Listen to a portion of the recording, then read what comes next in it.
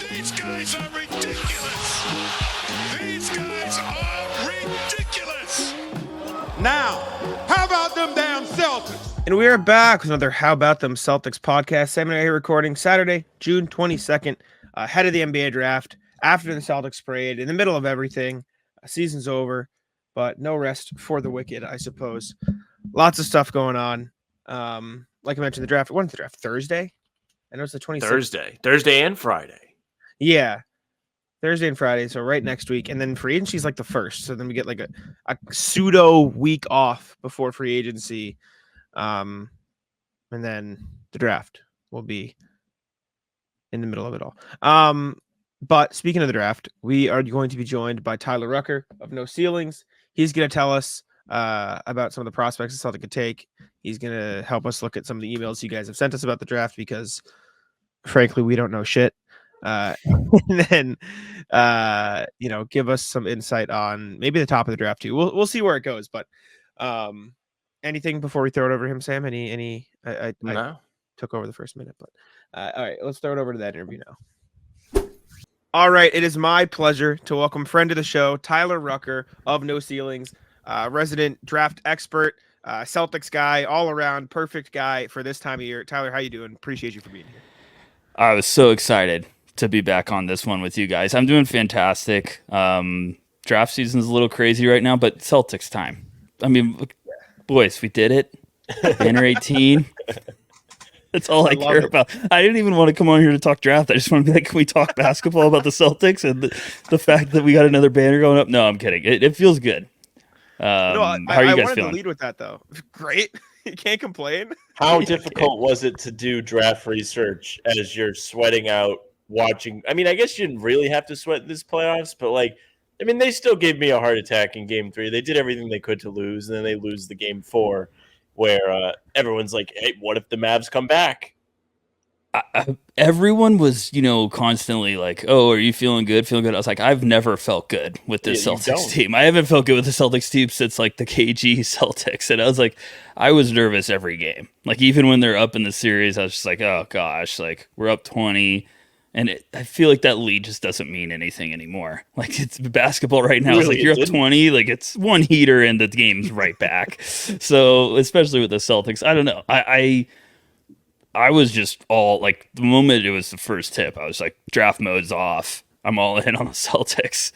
I didn't feel good for most of those games. The finals did not feel like it was 4-1. It felt like it was a 7-game series. What about you guys? Were you just basket cases or me? Probably more than Jack, because Jack was there. Like I don't know, and plus Jack does not get as like up and down as I do. He's pretty even keeled when it comes to the games. Like you got the complete opposite ends of the spectrum on the show. You have me wearing a heart monitor, checking my pulse and making sure I'm not dying during a game. Literally before game 5, I hit triple digits. Like I was going berserk. That's literal. That's not like some metaphor he's making. He literally wore a heart monitor. I don't know. Like just to clarify. I love that. Yeah. And so I hit triple digits before the game. Meanwhile, like Jack was like, no, they're okay. And after game 4, I don't think either one of us was very like shook.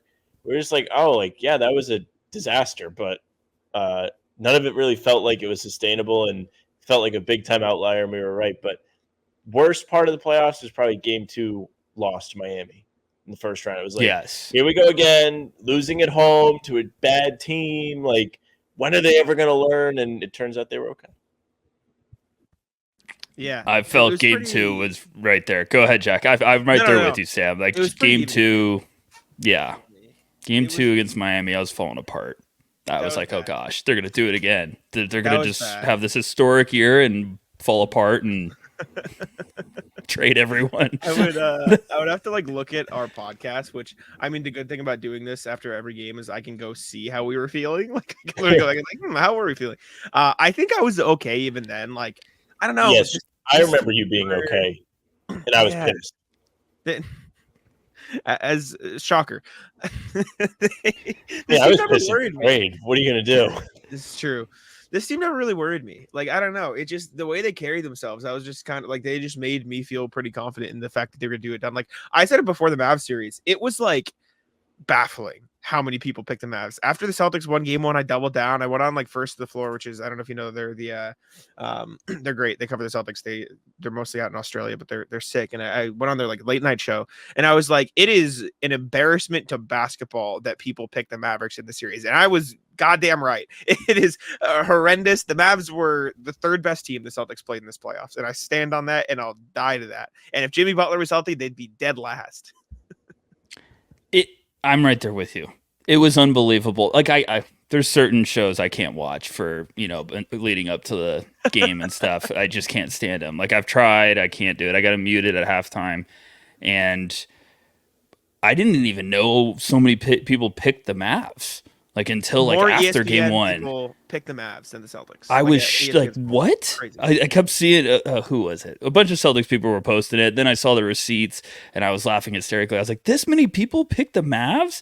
So that's just conspiracy. It's just everyone expecting the Celtics to fall apart. That was what they were rooting for. ESPN pushing Mavs as they push their ESPN bet. Hey, everybody, put all your money on the Mavs, and you'll win like 5-1, or it was like 1.8-1. Go ahead, put all your money on them. They're a good team. Kyrie and Luka are the best backcourt ever. Like, just pushing all of the garbage so people would waste their money. Unbelievable. Yeah, it was unreal. Luka is now. He's probably the scariest person to play against. Like, I don't want to deal with Luka again. Every time he shot something, I was like, Luka's going to score 20 straight. Like, I was just terrified. He's very scary in the first quarter. Yes. Needs a breather. I blame Windhorst for that not being a sweep. Me too. I think Windhorst, I think that's why they didn't sweep him, is because Windhorst's little rant. So that's all right. We can all watch him win at home. It was great. Yeah, exactly. It felt great after everything they've been through. How many heartbreaking losses? I knew it, but listening back to Bill Simmons and stuff when he went through every heartbreak loss, I was like, oh my gosh, I forgot there's like 3 or 4 more in there that really hurt. Like, I was like, geez. So they were due. I'm just glad they got over the mountaintop. I'm excited to see if Tatum has the weight off his shoulder, if Jalen keeps this going. Like, I do feel really good about Tatum. I feel like it was telling after the game when he just kind of was like breaking down. That guy's been a 15-year vet in interviews since he entered the league, and he just was falling apart. So I was like, okay, this might be telling. It was great. It just felt like you said, they were more than due. They needed that. They got it done. If they didn't win this year, everyone would have been all up in arms, but they did it, and it's phenomenal. And it feels great that they finally were able to do it. I have like Twitter open here just because like I'm looking at different stuff, and I have a second monitor. I just see Nick Young in a Celtics jersey wearing Boston Celtics. I'm like, what is happening? He just goes, "We did it." I'm like, "This week?" Hold on, I need to like contextualize what I'm looking at because I'm so confused. So what happened is him and whoever he's talking with are very happy that a European guy didn't win the title again, so they deemed the Celtics America's team. He won, baby. America won, baby. Jason. Oh my gosh, that's incredible. They put Luka ass out. Oh my god. I got so tired of everybody talking about these foreigners and shit. America's here, baby. It's America's league, baby. It's a league. Of course, Arita. Fist bumping. Wow. Bro, the irony of a Kristaps Porzingis trade getting him over the top in that interview is just like, it's all time. Jesus. Oh, man. So, wait, Tyler, how long have you been a Celtics fan? Like, when was the first year you started, like, religiously following Celtics basketball? Oh, I don't remember when I wasn't a Celtics fan. Like that, my old man grew up in Chicago. His dad was a diehard Sixers fan, and when he was a kid, it was like the Celtics and the Sixers were always on TV, or the Celtics and Lakers, and he just was like, I loved the Celtics. I was obsessed with them, and then it's kind of been like a rule ever since I was like born. It's like you can root for any sports team except in basketball, it's the Celtics. So like I've watched all the Bird games, all of everything. I've just been obsessed my whole life. So people are like, oh, bandwagon. I'm like, no. I've literally been getting Larry Bird stories for bed nights before, everybody else was getting Michael Jordan. It was like, yeah, Bird stealing the ball against the Pistons. Like all my life. So do you vividly remember 08? Yeah. Okay, gotcha. See, I didn't start watching graduating until after that. Yeah. I was graduating high school Okay. in 08. So it was a heck of a parting gift.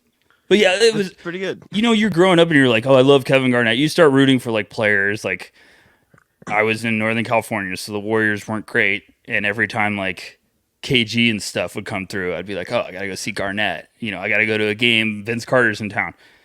So then all of a sudden they put like Kevin Garnett and Ray Allen and Paul Pierce on the same team. And I'm like, this is like my childhood in one. This is unbelievable. So it just seems so wild that it's the last time they won one was 08. It seems not that long ago and also extremely long ago. Yeah. So it's just crazy. Wild. I mean, we talked about like all the heartbreak and stuff. Like that was the first time they lifted a trophy at home since 2010, winning the Eastern Conference Finals on their home floor. Like they've had success, like they've been to the finals and stuff, but like they hadn't won like a big playoff game at the Garden in a very long time. It felt like yes, you can chalk up Sixers game 7, Bucks game 7, but like anything past the second round, past the Embiid territory, they have not won a significant playoff game at home. So it was pretty cool to finally have something I can pull up on my phone in August when I have nothing going for me. And I'm like, okay, yes, this is why we play. This is why we get behind the microphone. This is why we watch all the games right here. This is why we get behind the microphone is so sick. That's such a fantastic quote. I love that. I haven't had that feeling with the Celtics in the draft yet, so I'm pretty pumped about that. But it felt good. I hear you, Sam. Like when they won it, I was like, this makes me feel good about watching a whole year of basketball games. You're right. I mean, I've never thought of it that way. They always were taking care of stuff on the road. Which is like always been the road like warriors, which is great, but it's like a sign of dominance and stuff, except for when you lose a game 7 at home. And you lose game 4 of the finals at home in 2022 and game 6. Like just like all these spots that were kind of big spots, they just kept coming up short. And it was like weird. Like was the pressure getting to them and so on. But yeah, finally did it. Finally gave me the highlights. Finally. It feels good. Now we can just start, getting drunk about, hey, can they rattle off some more? Can we throw the D word out, That'd be very fun this time. It's gonna be a bar fight next year. Everyone's gonna be coming for them. It's gonna be really fun to see what they got, and I think the West is gonna be nuts. So, I'm pumped for it. I'm really pumped. Great. In the meantime, Celtics fans get to have the beautiful enjoyment of obsessing over pick 30. In the draft, until it's pick 50, until it's pick 51, until it's a real day this year because they have 2 days. Yeah. So you're gonna stay up. You're gonna watch the entire first round. Then it's gonna be like, hey, guess what? The Celtics aren't picking tonight, so you just wasted your Thursday. Man, so the last time we talked to you about draft stuff for like ahead of the draft, we talked to you a little earlier, like for March Madness, but draft stuff. I think since then we've doubled in size of the channel, which means that we now have people asking about certain prospects and we have to be like, I don't know, like we need to ask Tyler. And so we've been like, we have no idea. And so we've saved a bunch of like comments, a bunch of emails, a bunch of stuff, like all with prospects. And so we were hoping that you could explain to us how good some of these people are. Yeah, of course. Hey, double. You guys we're going to get you up more. We need a triple. You guys are relentless. I love how much I'm always on the timeline while I'm putting stuff together for No Ceilings. And then like I look at something and I'm like, these guys are podcasting again. They're just animals. So you guys are relentless. And just boxes still work. Oh God. I preach. I get that. Just keep grinding and this thing will blossom. I love it. And sometimes I poke it and I'm laughing my butt off at some of your guys' stuff. But yeah, come on, man. This is what I do. Celtics and draft, you can get me to talk about that anytime. Awesome. We appreciate you. All right. I'm going to change the style of the screen here. So I think you're going to get kicked off for half a second. Just That's okay. I edit it. So hold up. He's coming back. All right. I'm going to put you in the middle just now. Narrating? Oh my gosh. Yeah. Hold up. No. You're going to, don't worry. Prize Picks is America's #1 fantasy sports app with more than 5 million members. It is the most fun and exciting way to get in on the action while you watch your favorite sports and players. You just pick more or less on 2 or more player stats for a shot to win up 100 times your cash. With Prize Picks, you could turn $10 into $1,000 in a single game watching your favorite sports this summer. You can make a Prize Picks lineup in as little as 60 seconds. You just need to pick more or less on 2 to 6 player stat projections, and you're locked in. Now, if you're looking for promotions, Prize Picks has got you covered every week, from lowering select player stats projections on Tuesdays, which increases your chance of getting a win, to getting your entry fees back if you have a losing lineup on Fridays. The finals mean more on Prize Picks, and so do the star players. You get boosted playoffs on selected basketball stars that you won't find anywhere else. Now, this week on Prize Picks, I'm looking at Jason Tatum, more than 26.5 points. Jaylen Brown, more than 3 threes, which may be aggressive, but I'm running with that. Download that app today and use a code CLNS for a deposit match up to $100. Prize Picks. Pick more, pick less. It's that easy. All right. I'm going to share a screen, and then I'm going to adjust the overlay to make it look good once the emails are on the screen. But I wanted to get there. So we actually had Michael Hilly, who is like loyal listener of the pod, always chimes in the comments. He DM'd me on Twitter, and he goes, I have a giant list of prospects. Should I save it, or should I send it to you? I said, send it, and we'll save it in the email. And when he said giant list of prospects, I didn't realize he meant an insanely detailed, Michael, list. yes. And so we're gonna go over this to kick it off, because Michael rocks, and Michael, we appreciate you. Thank you very much. So, first on his list, well, let me read his message first. What's up, guys? Hope you guys are doing well. I took a look at the upcoming draft class, and I think it'd be better than most analysts are expecting. Celtics have a couple of picks at 30 and 55. I really only looked at 30. Although they will most likely stick with 55 or trade both, knowing my luck. It's really long. Sorry. Don't apologize. Before we even get into it, he says, could be better than most analysts are expecting. Are you in on this draft class sucks train, Tyler? Is it like, what is your general thought process on the draft? Like, because that's all you hear is this draft class is bad. Yeah, no, it doesn't suck. It's one of those, it's the classic year of there's no consensus number one guy, so everyone's in panic mode. You know what it is it's really good year for the rich to get richer. Like for teams in the playoffs, it's really, really good to get some more depth, to get some pieces. I think when you get past the top 5, there starts to get like, okay, there's some value that could be presenting itself. And then when you get to that 12 on, there's going to be really nice pieces. I'm pumped about this year for a lot of these teams that are like playoff contenders should be pumped. Where the Celtics are picking, very good spot. It'll be very interesting. But I'm high on this year's class because I do think there's very good depth from teams that I've talked to. They're excited about the depth because this is where you get the rotation pieces, And with the CBA stuff, like this is a big year for a lot of these teams. You could find some value. Awesome. Hell yeah. All right. Well, let's go back to Michael's email real quick. I'll change the little outline on the screen and put it to the bottom again. So the first guy he brings up is Bobby Klintman of the NBL. 21, 6'10". I'm just reading Michael's stuff here. Long athletic win, good looking form. Better in stats, my success. He says Trey Murphy, but not a great defender. Thoughts on Bobby Klintman? And there's a lot of them, so you don't have to go super in detail if you don't want to, but like go nuts. No, Klintman's fun. He was at Wake Forest last year, if it sounds familiar. And then there was like some weird process where people thought he had a promise. He ended up not. And then at the very last second, he decided to go to the NBL, and people were like, what the heck's going on? He had a good year. He's lengthy. He could shoot a little bit.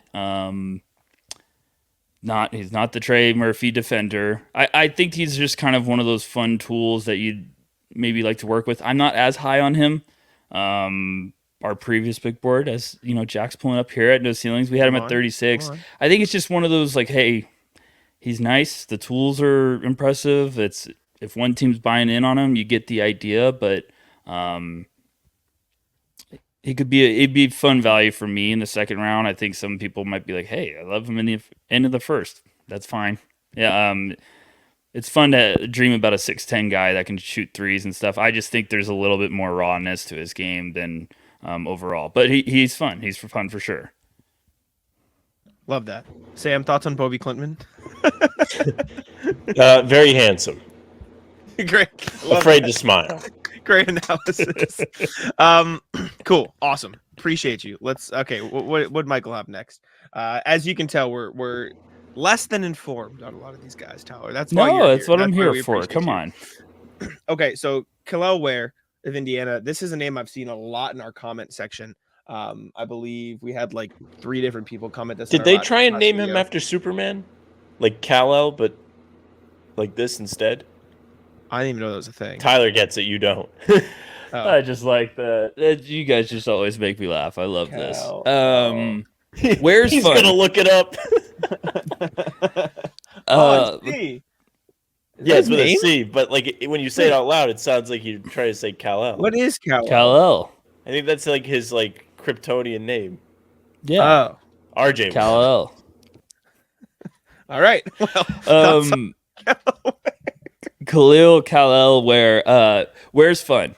So Ware was a former like top 15, top recruit coming out of high school. He went to Oregon for his freshman year.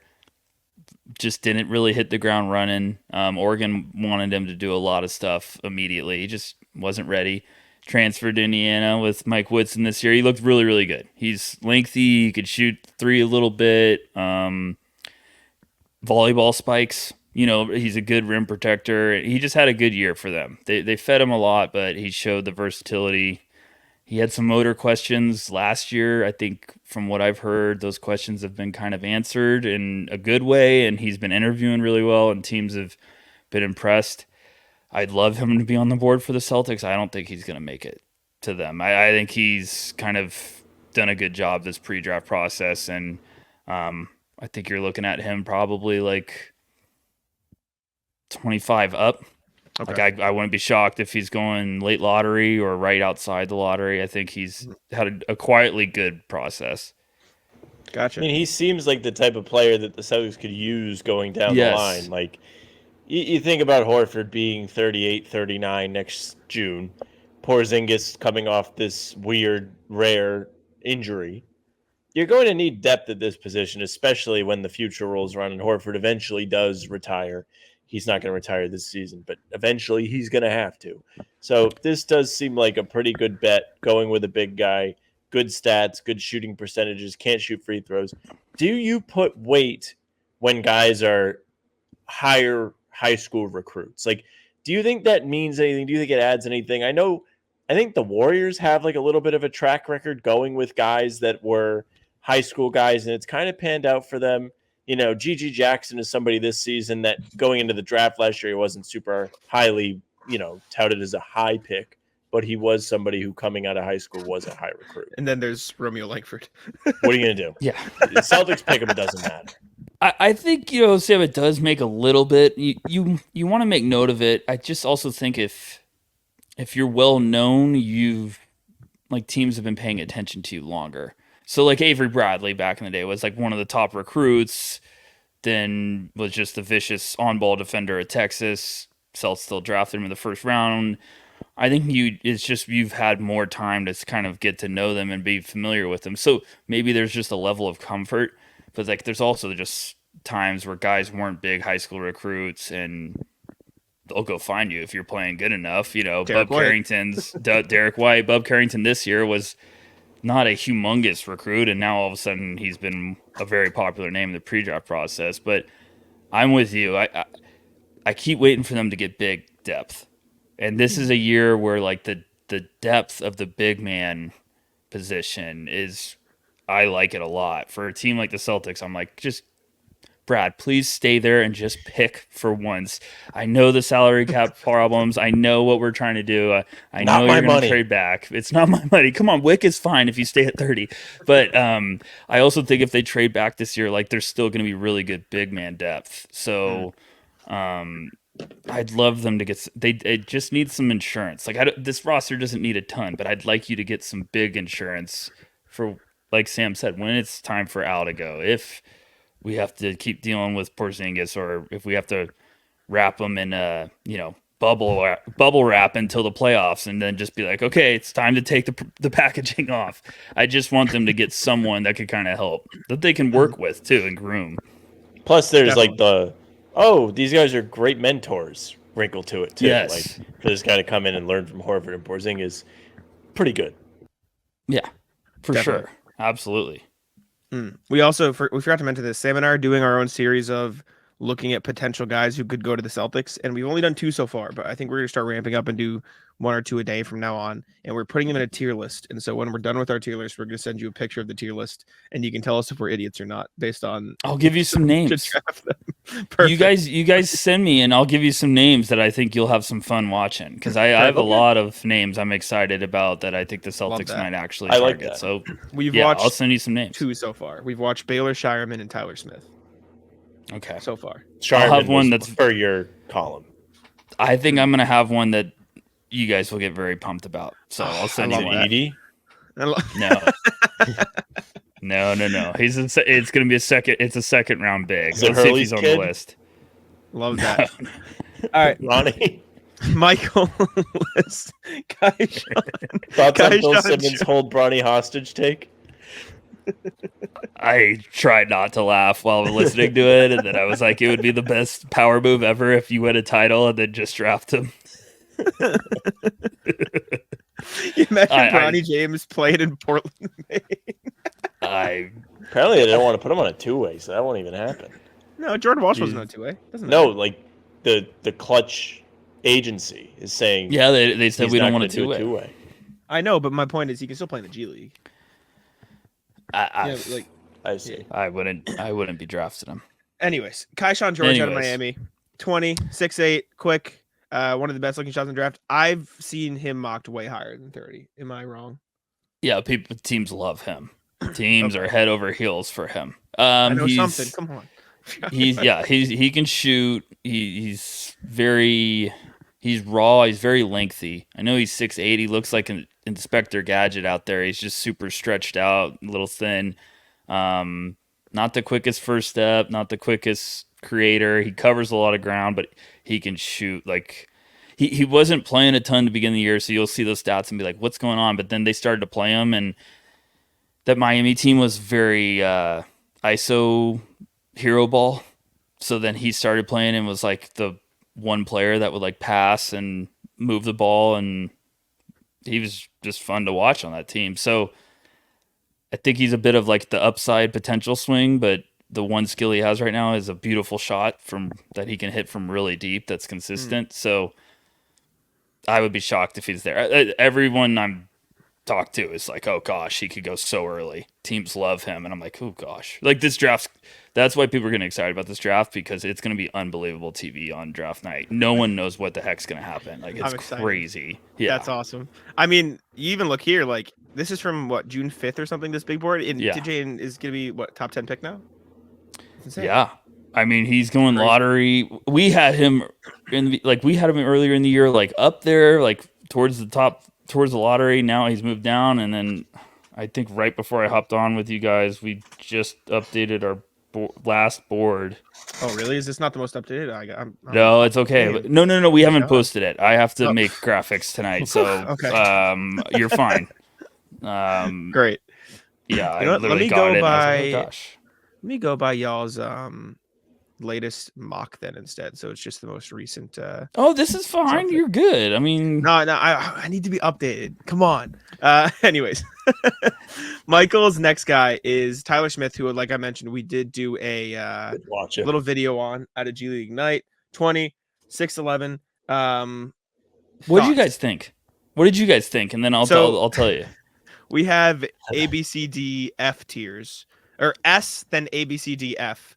What did we put? We put him, I think, D. Is that like the tier maker thing or whatever? Yeah. We had him D tier. We didn't love Tyler Smith, but please tell us that we're stupid if we're stupid. No, I don't think you're that far off. I kind of agree. Let's go. We can appropriately react to highlights and pick out weaknesses. You know what he is? He's not a good. It's probably not the best highlight person, because he's one of those like boring, like understands his shot. Like when you watch him in a game, you're like, oh, he's pretty sweet. Like you'd like to have him probably like in your rotation, but at the end, because he doesn't take a ton of he doesn't take bad shots. He will take the shot when he's wide open. If you give him a little 18-footer, he's like, I'll take this, and he's got a good-looking shot. The rest of the stuff is just a little offensively is raw. He's like the pick and pop Channing Frye, maybe. Like, you know, it's just like one-dimensional and still really young, so you're maybe like, oh, maybe there's some more stuff that can develop. I like him. I think he's one of those ingredients where a team that, you know, maybe as a playoff contender is like, oh, now we can add a 6'10" three-point shooter for a pick and pop. Like, that might be fun to work with, but I'm not taking that very early, if that makes sense. Like, I feel like you could find those later, and, you know, I think he's just got some work to do, but he's nice. Like, every time I've watched him, I'm like, he doesn't force shots. He makes the right shot. Like he's comfortable what type of player he is. And he's usually he kind of tailed off towards the end with his percentages, but his percentages all year were really nice. So I don't think you guys are far off. He's not the greatest highlight machine, but he's also just like he might come in and get 12 points and 6 boards in limited minutes and give you a nice boost. Game Time makes getting NBA Finals tickets even faster and easier. Prices on the Game Time app actually go down the closer it gets to the tip-off. Like right now, I was looking on the app, and it's really easy to use. Just download the app. Lots of pictures for us sports fans, lots of pictures. And, you know, the tickets for Celtics Game 1 and whoever they play, between $600-$700. But the closer you get to actual tip time, it's going to go down. So you and your friends may do a last-minute thing. And I know it's a lot of money, but maybe it's 2-3 of your friends, last minute trip, boom, let's go. Let's see what the tickets are on Game Time. You never know. With killer last minute deals, all in prices, views from your seat, and their lowest price guarantee, Game Time takes the guesswork out of buying NBA tickets. Last minute tickets, flash deals, zone deals. Okay, here's the deal. Last minute deals save up to 60% off buying last minute for sports, concerts, comedy, theater, etc. Now the flash deal is save even more with exclusive in-app deals on select seats ahead of the game or the event. Save even more when you choose a section for the zone deals. You choose a section, let Game Time choose the seats. Sounds pretty good to me. Take the guesswork out of buying NBA Finals tickets with Game Time. Download the Game Time app, create an account, use code CLNS for $20 off your first purchase. Terms apply. Again, create an account and redeem code CLNS for $20 off your first purchase. Download Game Time today. Last minute tickets, lowest price guaranteed.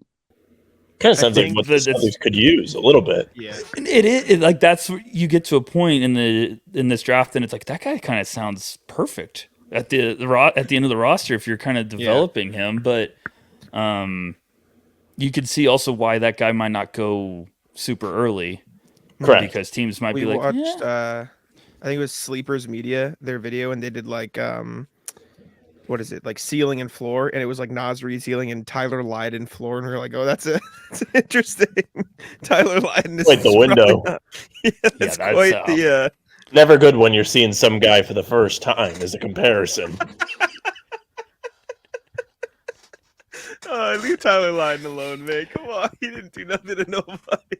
It's always funny when they pull one like out of nowhere. You're like, what? And then someone will be like, who's that? And they have to go watch film and then be like, oh my. So, but no, I mean I guess Nas Reed, you're thinking that you're hoping you get to that point. He's still young though. It's just I like he's slipped a little bit. He was kind of getting in that late lottery convo, and at one point this year, like there's a point this year, people were like, is he the best Ignite prospect? Just because he was very efficient in limited minutes and was a 3-point shooter that didn't take bad shots and just played within his role and was very confident. So it'll be interesting. I think he's cooled a little bit. He could be on the board when the Celtics are up before they trade back 3 times. They're going to take him, and then it's going to be like, this pick's actually being traded too. And I'm going to be like, can we just not do this? And I want to get happy about one pick before they trade it 4 times. Never That was us wild. last year. We did a stream, and it was 1,000,000,000 degrees, and I had a flight in the morning at 6, and they just kept trading back. It was brutal. Yeah, it's tough. We'll see, Brad. Deron Holmes II at a Dayton, 21, 6'10", can close out. Has a commit support. Supposedly, I saw this report. There's another guy. He's not going to be there at 30, right? I think he's going higher than 30. Yeah, he's the belle of the ball right now. Everyone's really? liking him a lot. He's had a good process. Yes, he does have a promise. I'm not going to tell you guys on the air. I'll tell you off the air. It's a team in front of the Celtics, so okay. I didn't even know you knew that. Hell yeah! That's when you. It's a team in front of the Celtics. Which actually, now that I said that out loud, I'm like, well, every team's in front of the Celtics. Hey, you hear that, listeners? You don't get to know. But I also think it's tough because I don't think he's going to make it to the team that promised him. So, he's just been very popular right now. He went back to school. He had a good year the year before last. Went back to school. Like, they kind of shifted his role completely. They used to post him up like crazy, and he was just dominant. And then this year, they kind of said, okay, we got to get you more versatile. And he was fantastic. He's just a tough kid that kept getting better each year. Can step out and hit the three, but doesn't force it. Also could take it off the bounce and throw down with some anger. One of those, like, I don't like comparing any prospect to a superstar, but you know how Embiid just does some stuff like off the dribble. You're like, it looks like he's in slow motion, but no one can get in front of him.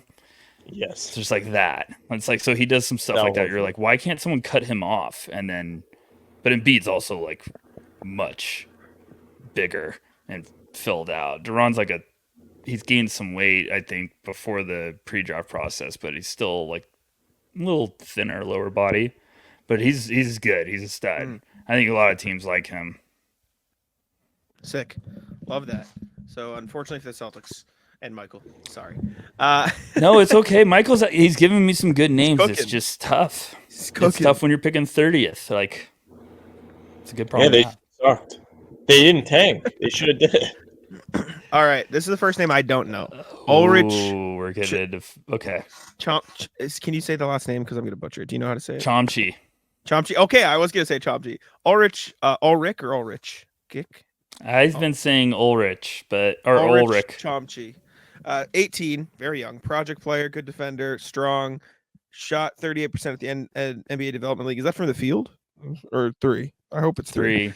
Perfect. It could be the next big project. Could be available with second-round pick. Thoughts on Ulrich?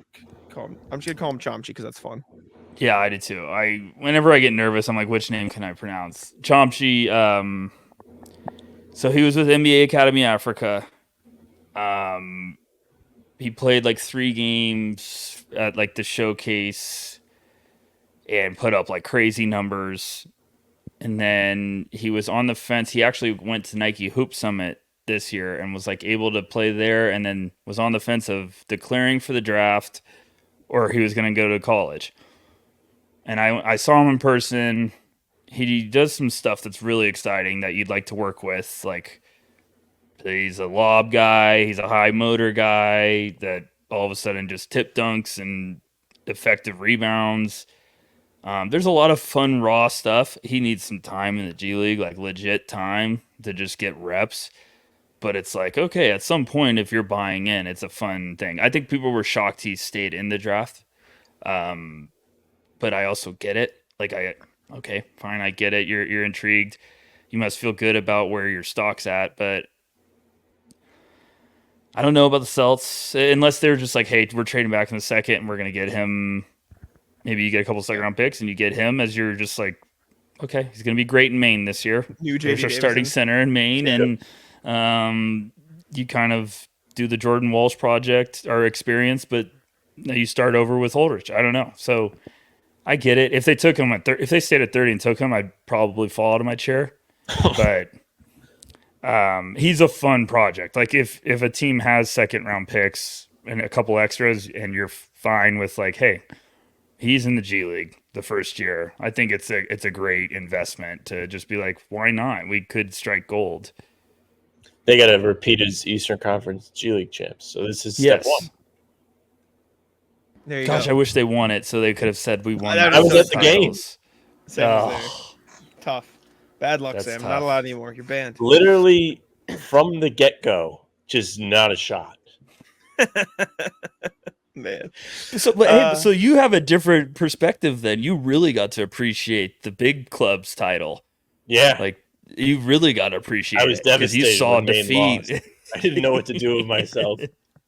No, I actually was really impressed with just the way Coach Miller handled that, and he was just like, this is a great group of guys, and we achieved a lot. And the G League, the whole point is actually to grow. It's not necessarily to win. So they were technically winners this season. I love how you said that. Some people don't realize that. It's like the G League, they're supposed to be developing guys. Fucking losers. Can't believe they fucking lost the finals. It's true. They almost had that precedent. Good thing those G League guys didn't get in the game in the NBA Finals. Well, they did technically, kind of, at the end. They lost got that in. game. Ryan Dunn, Virginia. 21, 6'8", best defender in the draft. Is this true? Is Michael cooking? Yes. Ooh, Michael, Yes. come on. And guess what? We're in a territory right now where this is a realistic shot for the Celtics. Okay, so I love Ryan Dunn. Absolutely love him. Think about Jordan Walsh on steroids defensively. Like he is the best defensive player probably in this class. Now you're probably saying you guys have him 38th in your last mock draft. How can he be that low? I see why. There's no offense. There's none. It's really weird because the shot doesn't look as bad as those numbers would suggest. No, it looks better. It's just there's no confidence. Virginia just didn't want him shooting threes. He didn't have confidence to shoot threes. So if some teams hey, the shot we can work with, we can get this going, there's a place for him to be an absolute weapon. Virginia kind of played him at a 4 as a freshman, and then would make him be an on-ball screen guy. He would just do all the dirty work. And then this year they kept letting him do that. He dunks on people. He had games this year with 5 blocks and 3 steals. He had a game, I think, this year with 7 blocks. He is possessed defensively. So it's not oh, you're getting a Matisse Thybulle. It's a crazy psycho defender. It's just, I think the Celtics would look at him and be okay, we're putting him in with, Jaylen Brown and Tatum and just going to let him be a psycho defender and he doesn't need to score. But it's just, could you figure out a role for him without being a threat offensively? And he's not he's a good awareness offensively. He's not I don't know what to do with the ball. He just doesn't look to score unless he's cutting, dunking. But if you're hey, with defense, if they could figure him out and have him and Jordan Walsh, it'd be hilarious. Just how much defensive talent they would have. But go do it. One game. They never brought Tatum off the bench. Now I think about it, Jack. Remember when he was what if I come off the bench one game? They lied. Never did it. Liars. Those losers. Can't even commit, man. Justin Edwards out of Kentucky. 20, 6'6". Shot looks better than the stats, according to Michael. Decent defender. Lots of upside. I've seen him in the 30 range as well. But yeah, he should be there. There was a point this year, coming into the year, we thought he was going to be top 3 guy, a top 3 to 5 draft. pick. Oh no! Oh my God! He was a number one overall recruit at one point for most of the year coming out of high school, and I think he dropped down to 3. Lefty with good size. Just for most of the season, it just you kept waiting. You're when is you going to find the confidence? And finally, he had a couple games where he was okay, he's starting to wake up a little bit. Then he had a game where he went 11 for 11, you just couldn't miss, and it was oh, this is fun. It was just a weird year. Just never seen. I feel he dealt with some confidence. He was one of those guys. It sounds like he was overworking because he felt he wasn't delivering, so he was just obsessively in the gym. I think a team just needs to give him some confidence. I think he just needs some time to realize, like, hey, just piece it together. Because there's some good stuff. The shot looks beautiful. It's just like, okay, like some games it's just like, okay, every shot looks good, but it's not going in. It drives me crazy. So I loved him coming into the year, and I just feel like it was a tough year where it's just like that he didn't live up to the hype. I don't know. I think there's some good defensive potential, but there's inconsistencies. It's just one of those frustrating guys where you're like, you watch him, you're like, this should be Rodney Hood or some guy that just plays for a long time and then just never really finds that next step. So he's kind of one of those, I could see a team investing in the second round pretty early because they're like, hey, this has real shot to deliver, but just was like I was shocked he stayed in, but also not really because I didn't think him going back was going to help. And I just think it's going to be interesting to see where he ends up. So he could be a Celtics. It feels like a Brad thing if he did it. It would be like, oh, Brad's buying in on the, bad year. One bad year doesn't tell everything, and maybe you put him in the G League, let him get some reps. I don't know. Brad does know all. Brad does know all. Shout out, Brad. All right. We're familiar with this guy. Kyle Filipowski, 7 foot. Good shot for him. Gallinari type. The frustration. No. I don't want him for the Celtics. All right. No. All right. I don't want him. He's good. I've tried forever. I've tried since last year to buy in. We did that one, and I was like, I hate that spot. No, I just don't like him for the Celtics. Okay, I'll take it back. If he was there and they took him at 30, I'd be like, okay, that's really good pick at 30. But I just don't really want to do it. Okay. Funny story is the Celtics keep taking guys that I'm not high on.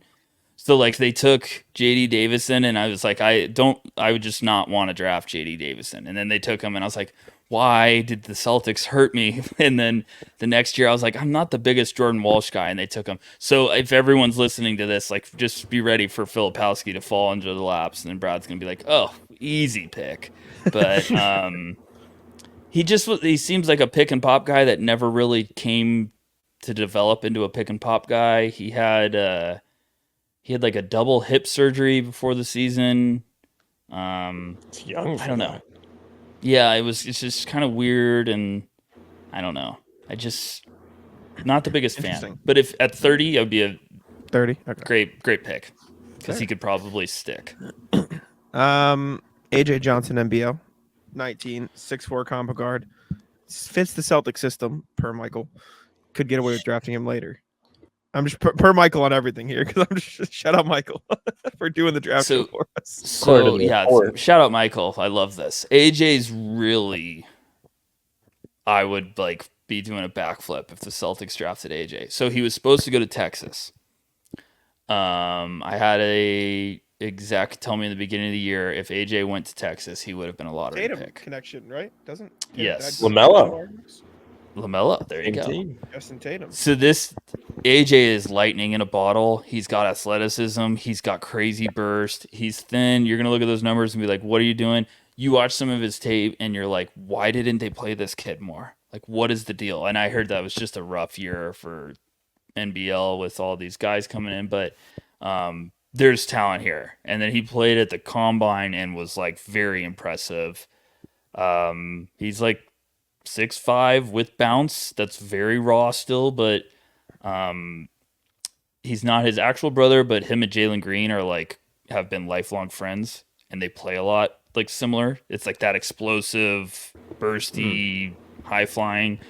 I just think that he's had a good process. He's one name that I would love the Celtics to get him and just be like crazy upside. Like just let him get some reps, let his body fill out, and then if you had AJ Johnson somehow coming off the bench, if everything hits, you're like, oh gosh, we have a real weapon here. So, I don't know. Lethal Weapon. Good movie. Definitely sounds like something good for me. Just highlight tape up there at the X. Yeah. You'll like the highlight tape. He just does a couple of things. You're like, oh gosh, I draft him just off of like First pick. that, Watch one, like that one play. like set of highlights. Well, and Love there's that. some playmaking stuff. There's some feel stuff that you're like, ooh, he's got real vision. Like, it's tough because I think if he went to Texas, he probably would have ended up in the lottery. But I've heard good things about the pre-draft process. I think he grew a little bit. So he's kind of one of those late bloomers. Like, it's fun player. Gotcha. Shout out Michael. Found a good one. Michael's on fire. Terrence Shannon Jr., 23, so older, 6'6". Obviously had Yeah, stuff I'm off aware the of. court, but was found not guilty. Good enough shooter, playmaker, transition, all that stuff. I think he's probably going pre-30. Am I correct in saying that? Or Yeah. He had a crazy game in the Big Ten tournament, right? Or was Yeah. that actually in the real tournament? Forget. Maybe both. He was really good for Illinois. He's been good for them. So we haven't had him on our board all year, pretty much at no ceilings since the stuff came out, because we just kind of all talked and we were like, we're not gonna go down that road. It was more just kind of like a no. Someone's at least asked every time, where's Terrence Shannon Jr.? And I'm like, well, what do you think? He's fun. Now he's not guilty, so I'm not making any judgment. I'm just saying he's not guilty. Or he was ruled not guilty. I think someone's going to take him probably in the first round if teams are done their homework and cleared out. I haven't heard anything bad. I haven't heard that there's any serious concerns or anything. But he's tough. He's tough. He's physical. Lefty. Could play good defense. Shot's probably gotten a little bit better. I'd like it to take a bigger step, but he's just not going to be that 3-point shoot weapon. I think he's just going to be this tough as nails downhill driver that can play good defense, and I think teams always love those type of guys at some point. So maybe I don't know if I could see the Celts swinging on that. Especially coming I off a don't know. championship, like you don't want like any extra storylines or anything extra coming into your team. Yeah, exactly. And I don't. This isn't like me trying to go after Terrence Shannon Jr. I'm just saying I don't know if even with him being, ruled not guilty, I don't know if that's the first swing you want to take after a title. Yeah, it's just not It's like, hey, let's add him to the mix. We have this great chemistry. Let's throw in, Mhm. and you know what I'm trying to say. But Yeah, we avoid do their Terrence homework. Shannon Jr. We'll avoid. yeah, they'll do their homework. Carlton Carrington, aka Bub Carrington, 18, 6'5". He's somebody I've seen is like soaring up draft boards in recent weeks. So Yeah. again, probably not at 30, but I've heard good things. Fun. He's really fun. He's like pretty much if you were making a guard, it's everything you'd want, and he's still raw, but it's like the foundation of tools is really fun for a rookie to like build with. Might take a couple, just a little bit for everything to click, kind of like SGA, how it's like, oh, he's fun. And then all of a sudden one season, it just was like, oh, SGA's here and he's awesome. He's incredible. So I think Carrington's got a lot of good stuff. He's got to work on his 3-point shot. He weighed way more than I thought he was. Like at the combine, I think he was like closer to like 195. I thought he was going to be like 180. Nice. No, he was just like, he looks so skinny on film, and he's one of those like he wears long sleeves. So I was like, are you hiding wearing long sleeves because you're super skinny? Little baby arms. Yeah, baby arms. And then he weighed, and I was like, whoa, that's a great number. So he's good. He nice. Can play. He had like a triple-double to start the year, and everyone's like, who the heck is this? And then he's just kind of been one of those guys. He kept getting better. So yeah, I think he'll be gone. But if he was on the board at 30, they should sprint to the podium. But it's tough. You guys are giving me guys, and I'm like, yeah, like a couple months ago, they might have had a shot, but now. Well, look at Cam Whitmore last year. Fell all the way Exactly. from 3 to 20, so you never know, I guess. And this year is the year where more guys could fall than ever. Like it's up in the air. Okay. Now, Pacome Daddier, did I say it right? Is that correct? Yeah. Now, Daddier. if they draft somebody named Ratio Farm, Oh, that's his team. That's his team. Okay. Well, what a team. Like Twitter would have a field day. Anyways, 18, 6'8", elite catch and shoot player, 39%, created his own shot, raw skill set, etc. I just saw this name for the first time like a week ago when I was writing a random mock draft for a site that I write for. Yeah. So I know nothing about this guy. But I love him. I would do a backflip if the Celtics got him. So Ratio Farm Ulm won their league last year and had like their whole roster coming back. It was Trevion Williams, I think, is on the roster. So there you go, little summer league name for you guys. Okay. They were good. They're very skilled. They're good. And Bacombe was like their young guy in their academy that they were kind of playing with the big team sometimes. He's really skilled, really smooth. The fact that he earned minutes on a returning team that was a winner was kind of notable. He kept getting better as the year went on. He's been smooth. And I previously worked with their player development coach. So we've been talking about Bacombe since like last year.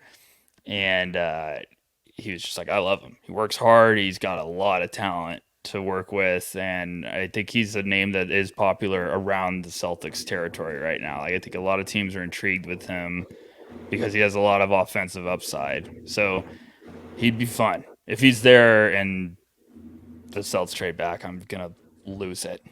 Sounds like my favorite yet. He would be so much fun.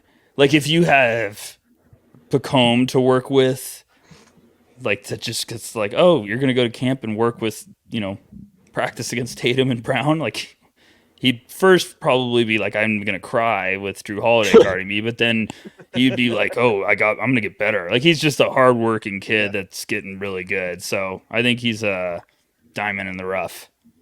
Ooh, love that. Nice. Good to know. Harrison Ingram out of UNC. 21, 6'5", 7-foot wingspan at 6'5" is insane. Good shooter, can defend. Would fit Missoula ball well per Michael.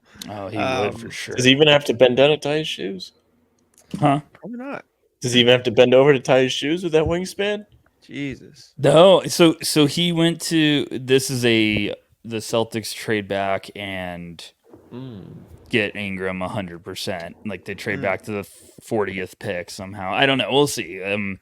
But he was at Stanford. He was buzzing his freshman year at Stanford. And I saw him actually play, and he was a little bit like, he still had some baby fat. Like, his body hadn't really developed. And I was like, he needs some time. He went to Stanford for another year. He transferred to North Carolina this year, and his body was just like, he turned into the Hulk, and he plays really tough. He rebounds. The three-point shots gotten much better. At Stanford, he was their playmaker. Like, they ran everything through him. So, like, those 2.2 assists might be like, oh, what? But no, he can make plays too. He's just tough. He would be a very good guy off the bench to, like, groom. Maybe he turns into that, like, a young Jay Crowder or James Posey-ish for Celtics fans that you never really know. Like, the three-point shot still needs to improve. It was weird because the three-point shot was way better this year, and then you see 61% from the line. You're like, what's going on? So, but he's trending in the right direction. Like, he's tough. He plays really physical. Just like plays like he's a center, but he's a small forward. Love that. Best thing about, like, the Celtics this year, they can afford to just stash and just be like, okay, you're on the team, you're not going to play, get better, and you'll be playing down the line. Love that. Need that. We mentioned him, Baylor Scheierman out of Creighton, 23, 6'6", great shooter, elite playmaker, 20% assist rate, not a good defender. Slow white guy, big shocker, says Michael. Michael, why is Michael hating on Baylor? Hey, I tell you what, I think the Celtics would dream of him being at 30. He's had like one of the best. Oh yeah, he's had one of the best like pre-draft process. I think they would love him. I think you guys would love him. I think I would love him. Like he'd just be. Like that. Do you think Hauser's Is Hauser This is staying? what we were talking about. I think he's supposed to say. There's something from John Hollinger, which we actually talked about, quote unquote, later in this episode, where he probably is going to get extended. But we got to edit that. But yeah, I think they're looking to re-sign him this summer. Is the goal for Hauser. But If somehow he left, I feel like this could be Hauser with a bit of boost because he's got good playmaking too. He's not a great defender, but like he's better than Hauser was as a prospect. So that but I think they're gonna keep Hauser. I think they probably love Hauser. But I think Scheierman's got a lot of teams like excited that he's a 6'7" microwave, good feel, good playmaker. Like those guys you love off the bench. He's love having Heat, that. Probably Heat culture guy, yeah. Heat culture guy. He's just feisty too. Go ahead. We did a quick video on him. One of the comments was like, "If he's built like me, don't draft him." Yeah. Damn. What did I do? Where did Baylor Scheierman go?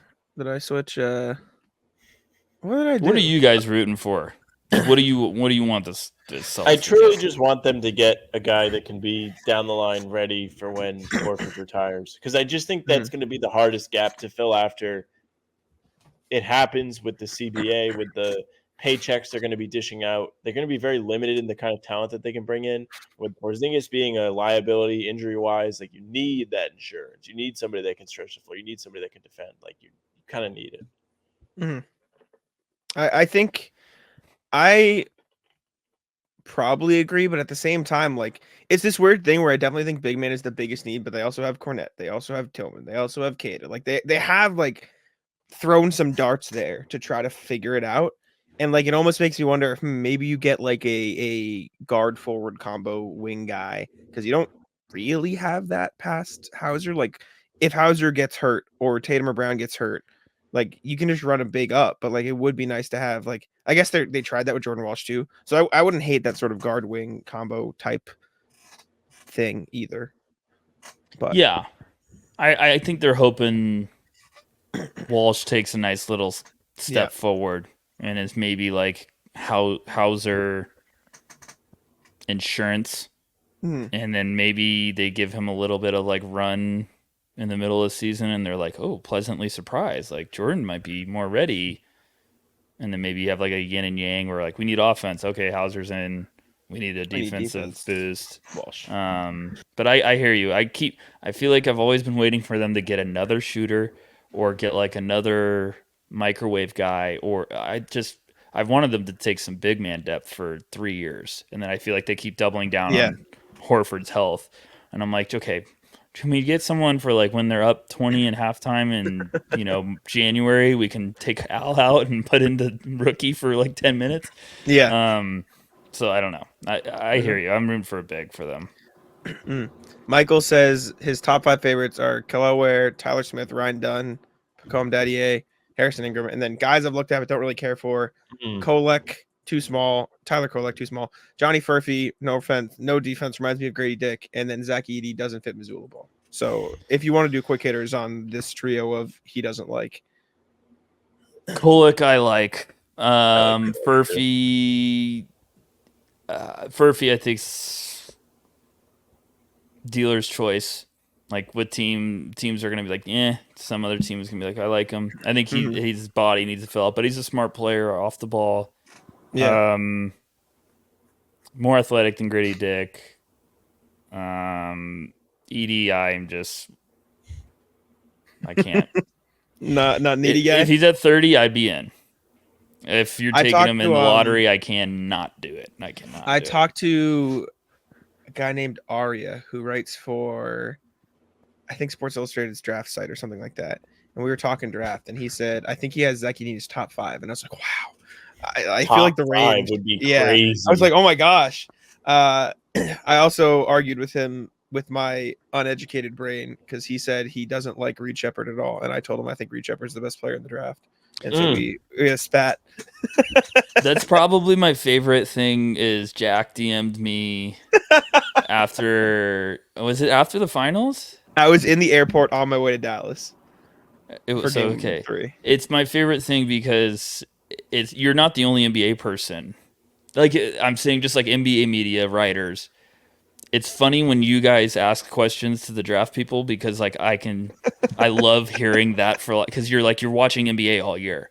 So you're just like watching a prospect real quick and you're like, what is everyone confused about? And what you said to me was just like, why is Reed Shepherd not one of the top guys in this class? And I was just like, that's a fantastic. And I think I even told the No Ceilings team, and they're like, that's fascinating because every single media guy just loves Reed because you guys are seeing like this is gonna work at the next level. Like this is exactly the type of guys that are effective. It's just funny. It's kind of a cool little like. All right, like it's nice to see it out of your guys' eyes too. So I'll take it. Yeah. But Edey, I mean, he's got the craziest range ever. I can't get one similar answer. No one knows where he's going. Everyone's prepared for it to be anywhere. Like I think there's going to be a range in which we're like Edey watches starting now. It could be at any pick, and that's how scouts feel. Like they're like he could go anywhere. It wouldn't shock us. He could go anywhere. Some teams are obsessed with them. Really? It's just crazy. Run no offense through him. Yeah, run it. Okay, so we have 2 emails from, I forget exactly from, where's the starred? Am I stupid? Starred right here. Ryan Hall. So I had never heard of either of these people I was sent. And they are, okay, never mind. Tyler Smith was one. He sent us Tyler Smith. And then late second round guys, Coleman Hawkins and Drew Pember. And I don't know either of those people, even a little. Coleman went back. He withdrew. Okay. So I'm going to give Ryan the credit because I think that was before. Oh, no, you guys, come on. Your focus. Every Celtics fan gets a pass because we had bigger things on our minds. Yes, we're stressing about something else. Coleman kind of like snuck through the cracks and just was like, oh, I'm going back. I think he actually just kind of held out and said, who wants to give me the most money to go back to school? Fair. Pember? Did Pember go back? Uh-oh. Pember might have gone back. I'm not positive. I'll give you some shooting bigs. Well, he's PJ got 2 Hall more for you. Oh, go ahead. Quinn Post, yes. Quentin Post. Oh, we're a Quentin Post fan? He probably at 55 is more in the conversation, but he's just one of those like underrated. Like dude can just play. He's crafty. He's good. He's skilled. BC too would be fun. Would be cool. Yeah, BC. Him. PJ Hall is very fun. I would love. He'd be a very fun Celtics pick. Give us one more. Enrique Freeman is who else he gave. Oh yeah, that's okay. Their name right Look now. at Ryan. Ryan's cooking. Ryan's on fire. All of them. Ryan's on fire right now. Enrique's very Hansel hot right now in the draft space. I like that. He's older. He went to Akron. He's one of those like gadget guys that had like 18 and 12, and you're like, what in the world? And then everyone was worried about his shot, and it looks like it's gotten much better. I've heard he's had very impressive workouts shooting 3-point shot. So he could be at 30. He also could be, they trade back a little bit because they feel good that they can get him, at 36 or something. He's buzzing right now, but it's also one of those, like, you're buzzing a lot, but like how much? Like first round buzzing, or are you just like now becoming a priority second round guy? Interesting. Okay. I like that. You said PJ Hall too. Who's PJ? PJ's nasty big center, like 6'9", 6'10", that can pull it from really deep. Like a Porzingis that's 6'9", stocky, and dunks on people. Ooh. Okay. I can get on board with that. Yeah, he'd be very fun for Boston. Boston fans would see his highlights and be like, "Oh, we're all in. We're gonna win it again." Like people would get very pumped. Like he plays tough. He plays with heart on his sleeve. Defensively, he can hold his own. He got better at like as a drop big, but he can pull it. He also takes some shots where you're like, you're really pulling it. You probably didn't need to pull it from that deep. But Missoula ball. As a Missoula ball, Horford protege, like I would be all in for PJ. All right. Sam, you have anything, or should I run through some of these quick hitter comments? We have some comments in our last few videos. Oh, Yeah. I love this. Run through them quick, yeah. Caleb says Jonathan Magobo, San Francisco. Mobo. Jonathan Mobo. Thoughts? Celtics would love him. Okay, cool. He was a guard his whole life and grew a ton. So he's like, he's not Rob athletic wise, but he's Rob where like he throws dimes and like I miss Time Lord. Hope he's doing well. But I was just excited. You'd be like, oh gosh, Robert Williams he's a playmaker. Like he can make some really beautiful reads. Mobo's got that in his game. I like that. He had a great year for San Francisco. He'd be very fun for like Horford. Horford could teach him a couple things. He's not going to shoot, but he's also just like you can run the offense through him. He's very skilled, rebounds. He'd be a very fun one. Awesome. What else we got? RJ, who is like the GOAT of commenters / viewers because he emails us every time, is a Purdue fan. So he did ask about Zach Edey, which we went over. I don't know, RJ. Zach Edey. He's getting picked in the top 5. Apparently. Edey's been unbelievable since his freshman year. Like how much better he got. It's just my preference. Like there's some in those feelings that love him. I'm just one of those, like, I'd love him in the late first round as my backup to start, like right away as he gets comfortable. I could see him playing a long time though, but someone's going to take him early. I just don't know how early. Good for him. Got some people saying Bobby Clintman, and we talked about him. We've got some Jaron Holmes, Daddy A. Am I saying that right? Pacome Daddy A? Pacome Daddy A. Okay. AJ Johnson got it. Nikola Jurisic? Yeah, it'd be another fun one. Okay. Serbian wing, really gifted playmaker.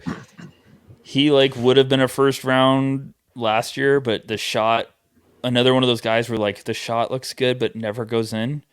And then Topic, who's going to be a top 10 pick regardless of his injury, played with him this year, left, and then after he left Jurisic's team, Jurisic got hot from outside. Ooh. And it was everything's falling together, and he's 6'8", where he throws a couple passes, you're like, what in the world? He just has some crazy ballsy, this guy, after he throws you're like, okay, screw you. You're throwing that pass, it's right on the money. It's just, he's fun. I don't know if he'd be a Celtic. I don't know if they're sitting around the room we're gonna take Jurisic, but it'd be really cool and fun if they took him because he's just very high feel, fun, tough kid. Love that. And then we have one comment that says the 7-footer out of Kentucky reminds me of KP with his athletic ability. I don't know if he meant Filipowski, meant Duke. Is there a 7-footer coming out of Kentucky that could possibly I think he's talking about Zvonimir, who went back. Okay. And he's going to Arkansas. Ivisic, if that's who he's talking about. Got it. Yeah, he's going to Cal. He's going to Cal University, aka Arkansas. I think that's who he's talking about, but it's gotta be. Yeah, I compared him to Porzingis. It has to be. I think that I think that covers it. In terms of Celtics prospects, is there any Celtics prospect we mixed? Who is your favorite? Get the Celtics. This guy realistic. Bring him on. If you had to pick. It's just, it's tough because this year I think it's going to be more ever. I would want them to stay at 30 because I think the board's going to be very open, favorable for them. I think there's going to be some really good value that falls. I'm expecting them to trade back because of obvious reasons, because of how much cheaper it's going to be if they trade back 4 spots. And we're going to wait all night and then they're going to trade it, or they're going to just shock the crap out of us and just be you know what, we're taking them. But I think they're going to trade back. But maybe they trade up, right? You tune in the next day. The second night's going to be hilarious. I don't know. There's a lot of names we talked about I think are realistic targets for them. Gosh, you guys gonna make me get my board out because I do know I'm forgetting a couple names that I feel like are gonna be in that conversation. Talked about Dunn. Okay, I'll spill who I was gonna tell you guys to watch. Adem Bonas, who I think you need to go watch. Adem Bonas. If I have to ask you how to spell it, then that's gonna be a fun video. Adem, and then Bona. Adem Bona. So my sales for Celtics fans would just be take the passing from Time Lord and then add about 20 pounds. I like that. He plays like the Incredible Hulk, and if we said, "Can you rebound and play defense?" Adem will be like, "I'll run through a wall for you." Whatever you want me to do. He plays with psychotic energy. Like his motor's never off. He's a big boy, and he had a bad year because UCLA got all these recruits from Europe, and everyone thought they were going to be like lottery picks, and literally all of them weren't ready to play. Like they just all were like overwhelmed. So they were like, "Hey, Adem, we need you to be like a post up. Like we're gonna feed you all night." And he's like, "What?" Like so he's a lob threat that I think he had like a 39-inch vertical. He's like 6'9" with a good wingspan and like 245. And he dunks like he's trying to rip the basket down. He's just love that. Very powerful. I think if he didn't have that roster this year, he probably would have gone early, or earlier. But I think like if the Celtics traded back, they could probably still get him at like 35. And yes, sir. He's a very tough. You're gonna watch some of his stuff and be like, "Oh my gosh!" Like he's one of those like runs from the other corner on a transition and swats it into the fifth row. Like he's just never stops trying. Like he'd be very fun. Yeah, be a good one. He's just really good defensively. Like it's not just highlights. He's really, really good defensively. Like switches. So yeah, I'd love him there, but I know Brad's just gonna trade back and rip my. He's gonna draft him and then trade him. It's just like you son of a. But yeah, that's a good one. There's a lot of good bigs, like depth wise, that you can work with this year. Nice. Sounds like what they could hit on. All right. Just keep making it bigger. Keep making it better. This is the most excited I've been for a draft in a while, just because I feel like you mentioned, like I don't really know what's gonna happen. Not even for Celtics, just like I don't know who's gonna go first. I don't know who's gonna go second. I don't know who's gonna go third. Like it's probably gonna be like Saar, Ricochet, like 1, 2 in some order, and then mess from there. But like, are we convinced that those are the best two players in the class for sure? You know what I'm saying? There's no Wemby, there's no Zion, there's no nothing, and I think that's fun. I'm very excited. Like I told you, I genuinely think Reed Shepard's probably the best player in the class. I see people putting Devin Carter like 6th. Salon, I don't even know. Oh, you're not a Devin Carter guy? No, he's. Oh, you like Devin Carter? Okay. Oh yeah, he's had one of the best pre-draft processes that I've ever seen. Wow. He's just like every single thing has been just like, oh, he's. Every person I talk to just says like, oh, Devin Carter's just been destroying people at workouts. And then another player said like, I was at a group workout and I don't think he missed. Just like, oh my gosh. So I think he just had like he had like a 6'2". He measured in at like 6'2.5" with a 6'9" wingspan. He's just been, it's like the perfect dream if you're a prospect, like going through the process. So there's a lot of good talent. So it's just no one knows where they're gonna go. Like we never knew, but this year everyone's like, I have no idea. Like this guy's range is 7 to 25, and you're like, okay, that's a little aggressive. And then they say that for like 15 people, and you're like, what? Like it's gonna be nuts. That's fun. That's real fun. PC. Shout out Rhode Island, baby. Find them on GeoGuessr. All right. I think that's it. I don't know if there's anything else. Like, I don't want to hold you and like talk Europe all night. On. And fine. I don't. What are you guys rooting for Celtics? Just like build through the draft, free agency, keep the roster, and just check ball. Jordan Walsh, year 2. Yeah, I think it has to be, right? Yeah, I'm just not sure how many guys are going to be like out the door. I'm not. It's just like a weird, like all the rotation guys seem like they're coming back. Like you might get some, ring chasing guys, but Yeah, like a vet that we're like, whoa, how did we get him? Say a name so you look like a genius when it happens. I haven't looked, but I also don't know like what vet. It's tough when you're like, I'm like what Sam's saying. Like I've always been skeptical, like how you can bring back the whole roster. Like you're not going to try to Tice, but I think you're thinking like maybe younger players take a step. Tice, gosh, go to war with Tice, please. Like someone so like that. Maybe they're still thinking Springer. I don't know. I think Walsh is the name I'm the most excited, like, just to see. He's got a lot to gain. Get a holiday. Aaron or Justin, come hang out. I'm just saying names. Just don't bring anybody but Simone Fontecchio. I don't like that guy. He says his name wrong. Pisses me off. People pronounce my name wrong because he says it differently. Is Tillman restricted?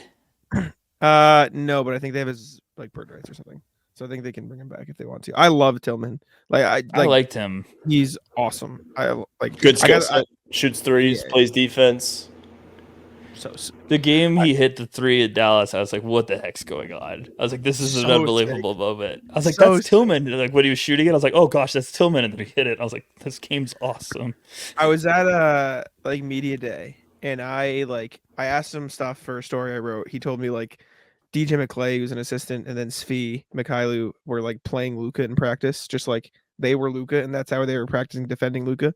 But then after I finished, I just I'd talked for him like 15 minutes, whatever. Like we just sat there, and he's like the nicest dude, but he's like full on like down to earth family guy. Like he talked to me about how much he hates Boston traffic, food and stuff, and I'm like, this guy, like I would tell you he's 40 and he's 20. He's my age. That makes me really like, what the hell is happening? I'd love them to keep him. I think he's just I love him. A good recipe to have in there. But yeah, it seemed like the moment he got traded, everyone was just like, "Oh yeah, fantastic person." I'm like, "Great, yes, just keep getting those guys." He rocks. So, he rocks. Yeah, I don't know. I think that's it though. Sam, anything else? Nope. All right. Well, thank you, Tyler. Would you mind telling the people where to find your work, No Ceilings, all that good stuff? Just because, like I always tell you, I messed it up when I say it. So.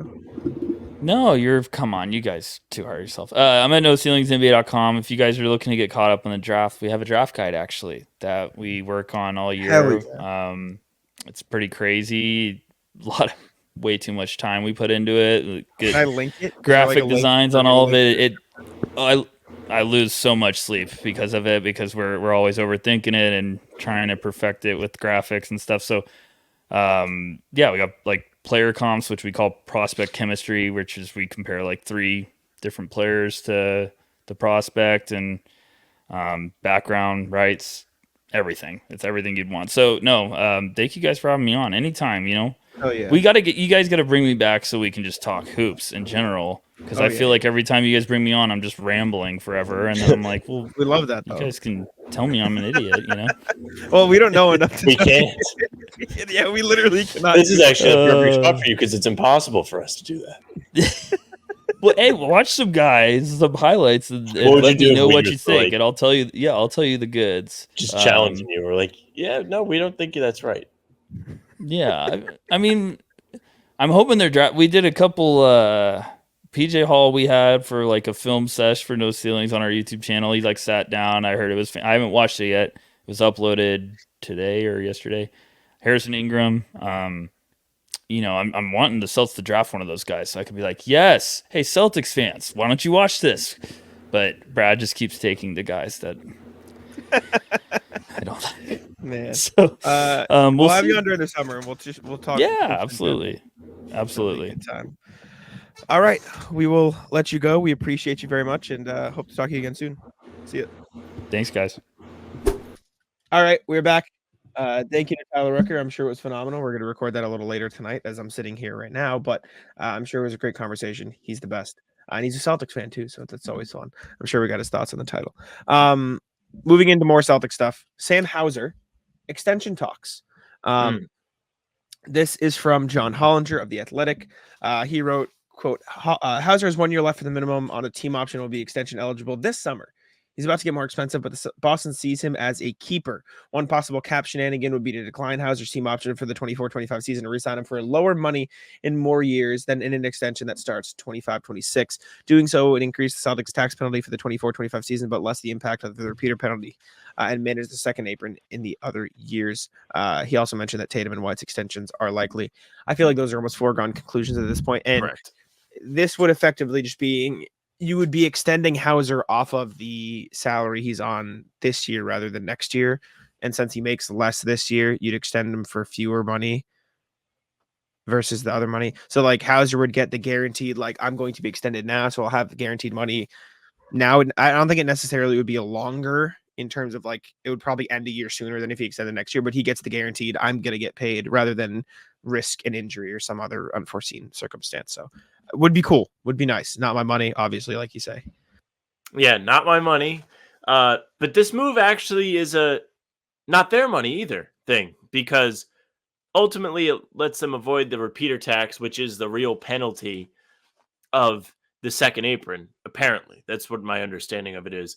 Once you get into that, it becomes really brutal, and you start to really feel the effects of violating the financial rules. So if you're able to keep Hauser around, that's totally found money to me. I just kind of expected he would be done after next year and they wouldn't be able to get any kind of extension or any kind of new contract done because he would just garner too much cash. But ultimately, if he's willing to stick around on a discount extension for whatever discount that would be, that's a huge win for the Celtics because he can shoot the shit out of the ball and he plays good defense. Like, you're not having to worry about, oh, this guy is a liability. He's not getting targeted. He was one of the top 7 guys in the finals that was getting run with the clinch on the line. Like, Peyton Pritchard fell out of the rotation besides his half-court heave. Like, they trusted Hauser, and they trusted him even after he had that rough series against the Pacers.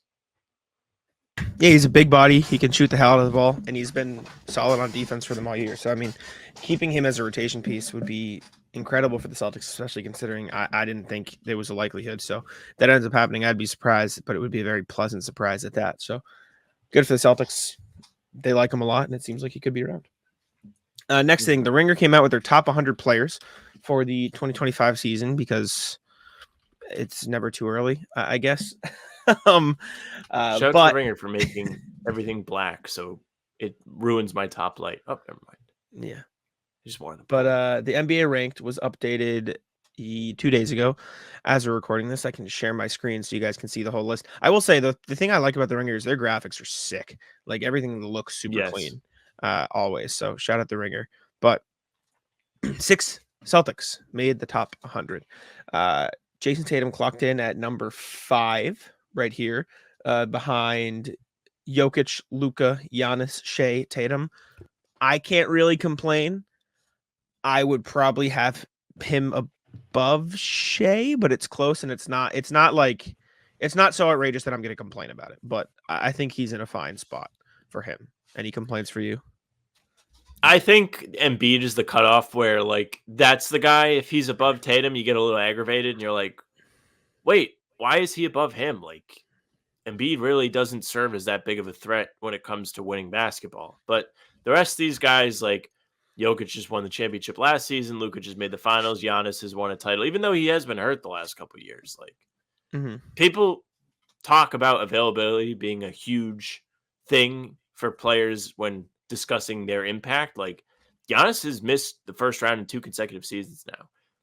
I think injuries are like unlucky and freak things, but he plays a style that does lend itself to injuries. Like, it's not shocking when you're like, oh, Giannis hurt himself. Yeah. The tough part about the past 2 years though is like, it's not like he didn't play a lot during the season. Like, he played full seasons and then got hurt. Like, that was like okay, damn. Well, that's where it comes to Embiid. Like, Embiid gets hurt in the playoffs. Everyone's like, well, he's always hurt in the playoffs. Like, it's crying wolf. Giannis is dangerously approaching crying wolf territory, if that makes any sense. Like, I guess you're like, okay, like, yeah, he's great, but let's see it. I suppose. But like, Embiid's never played 70 games in a season ever. Not once. So like, what's his most? 68. 68. So close. What about the COVID year? Like the one that they played 72 games. What was that? 2021? 21. 51 games. 51 out of 72, so he still missed 21 games. And then Yeah. the year prior, I don't know how many games they played, so I won't even ask. But that was another shortened one. Also played 51. So like Okay. he's played consistently like 60 plus, but last year played 39 because injury. Regardless, I think Tatum's in a fair place at 5. Then it goes Embiid, Curry, Ant, Durant, Davis, Brunson, LeBron. Interesting. Booker, Kawhi, Jaylen Brown clocking in at 15. I think it's pretty fair. I think he's probably better than Booker. Yeah, that's a little bit, but Kawhi falls in that same weird Embiid category where you don't know if he's ever going to be there when the games are important. Yeah. I still think I'd probably put Booker ahead of Jaylen, but it's close enough where I think there's an argument either way. But I do think that's cut off. Like, I don't think he goes any higher than 12. Like, I don't think he's better than LeBron or Brunson or Davis. But Mitchell at 16. Wemby at 17 is crazy. Not like crazy wrong, but crazy that he's there. Yeah. And I think it's fair.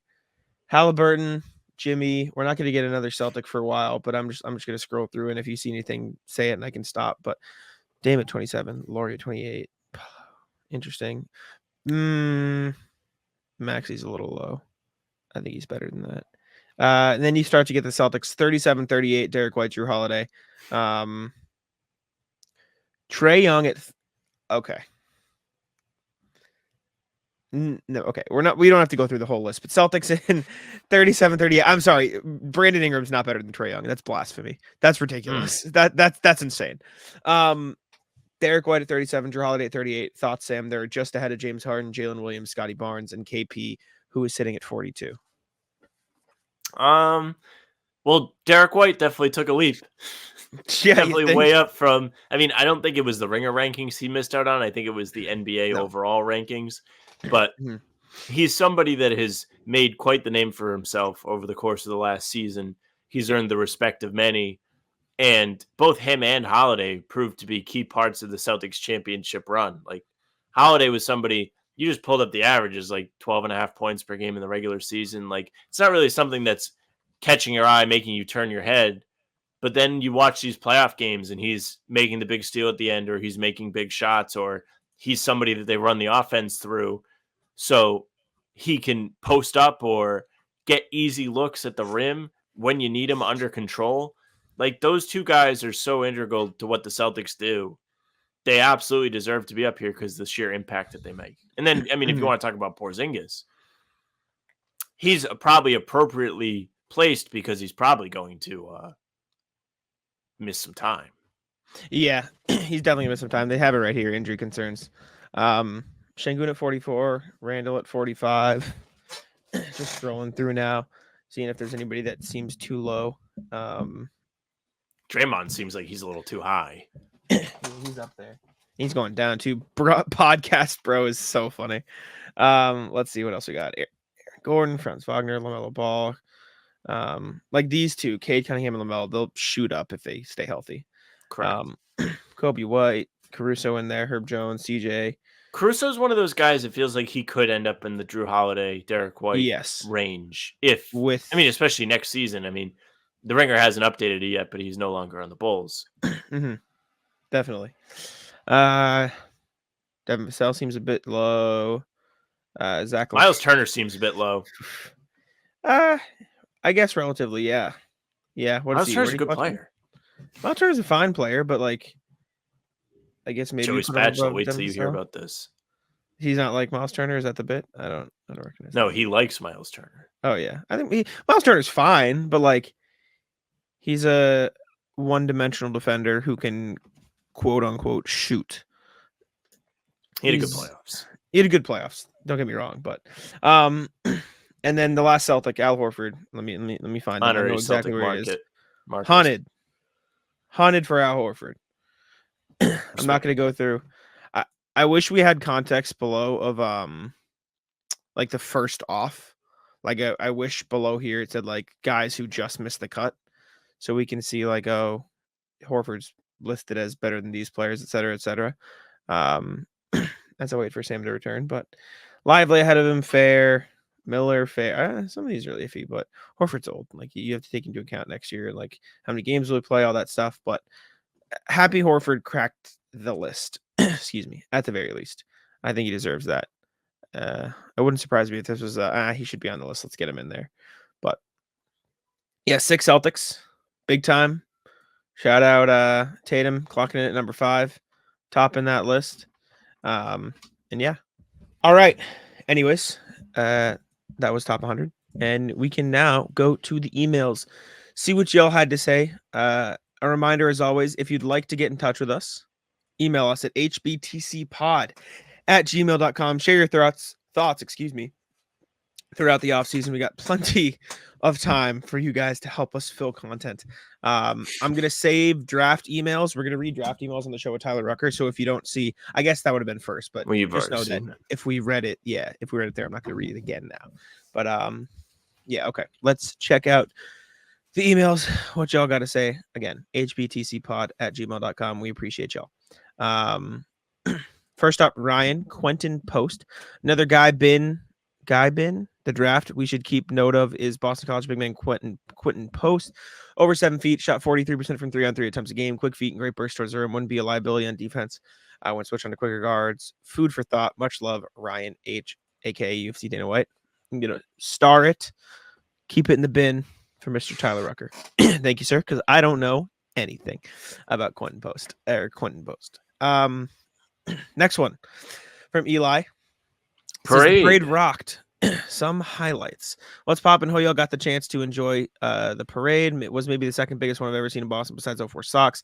Highlights of the day for me were watching Sim Hauser yak into a cooler right as their duck boat passed us, seeing one kid climb a light pole and detonate a beer in his head. Photo attached. Jesus Christ. He did, in fact, climb a pole. And when Joe jumped out of the duck boat, ran around yelling and high-fiving people, even if I didn't see it myself. Also, the 08 guys, Pierce, Cassell, Leon, maybe, okay, so it was Cassell on there, had their own duck boat and brought the 08 trophy with them. So sick. Hang it in the fucking Louvre. Love the pod boys. Looking forward to some off-season GeoGuessr. Let's fucking go C's. Eli, absolutely. GeoGuessr will be on the menu. Thank you, Eli. Parade was sick. We agree. Busy. Very busy. Vlog coming tomorrow or later today?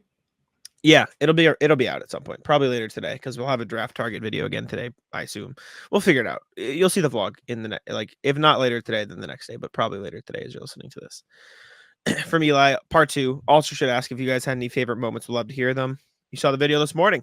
Go watch the video. But favorite moments, Joe, just Joe, any Joe or Luke. Love Joe. Just Joe. Shout out Joe. We said that in the video, but Joe Mazzulla is the best. This space for rent. The future's already here. My little Celtics.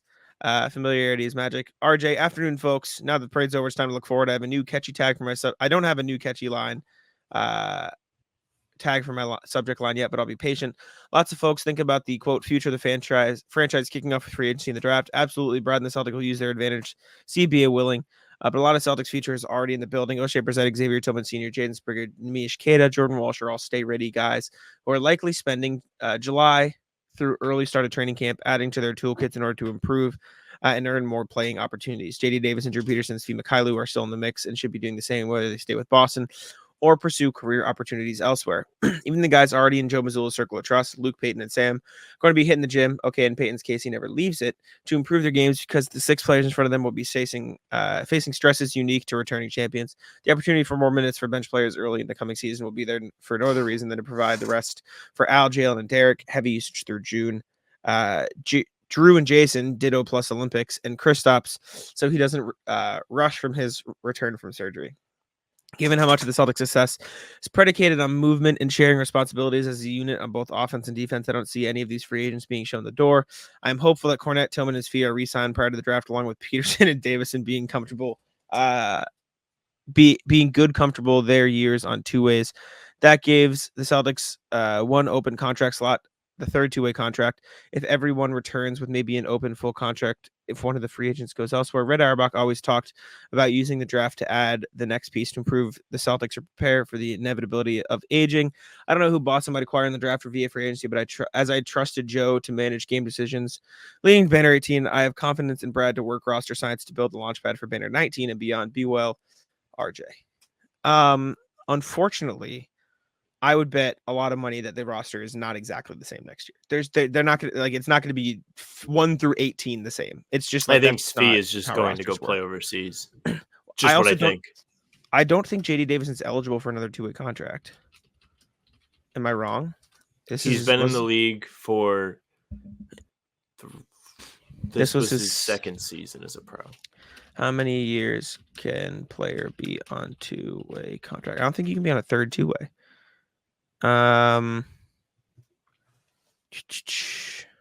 Let's see. Although 2-way contracts can be for up to 2 years, player who has 3 years NBA experience can't sign such a deal. I guess he can then. That said, I don't know if JD's back. Yeah, I'm not sure. I don't know if JD Davison's back. Just doesn't feel like they have a need for him. Like, it feels like they brought in Springer to be like that fourth string point guard that is also young and maybe can develop into something that they like. Yeah. Yeah, okay, so he technically could sign another one, but I don't know. Drew Peterson is also maybe. Drew Peterson's also not young necessarily, which is like something else to watch. Yeah, Drew Peterson's okay. That's not the right Drew Peterson. Or maybe he's 24. I think he's 24. He's 24, so he's still younger, but he's not like super young. I don't know about. You didn't even mention. Did he mention Keita? He made you mention Keita. I don't know about Keita, Tillman, Luke. Yeah, he did. I don't know if they'll bring all 3 of those guys back. Maybe, but it seems like they could maybe let somebody walk.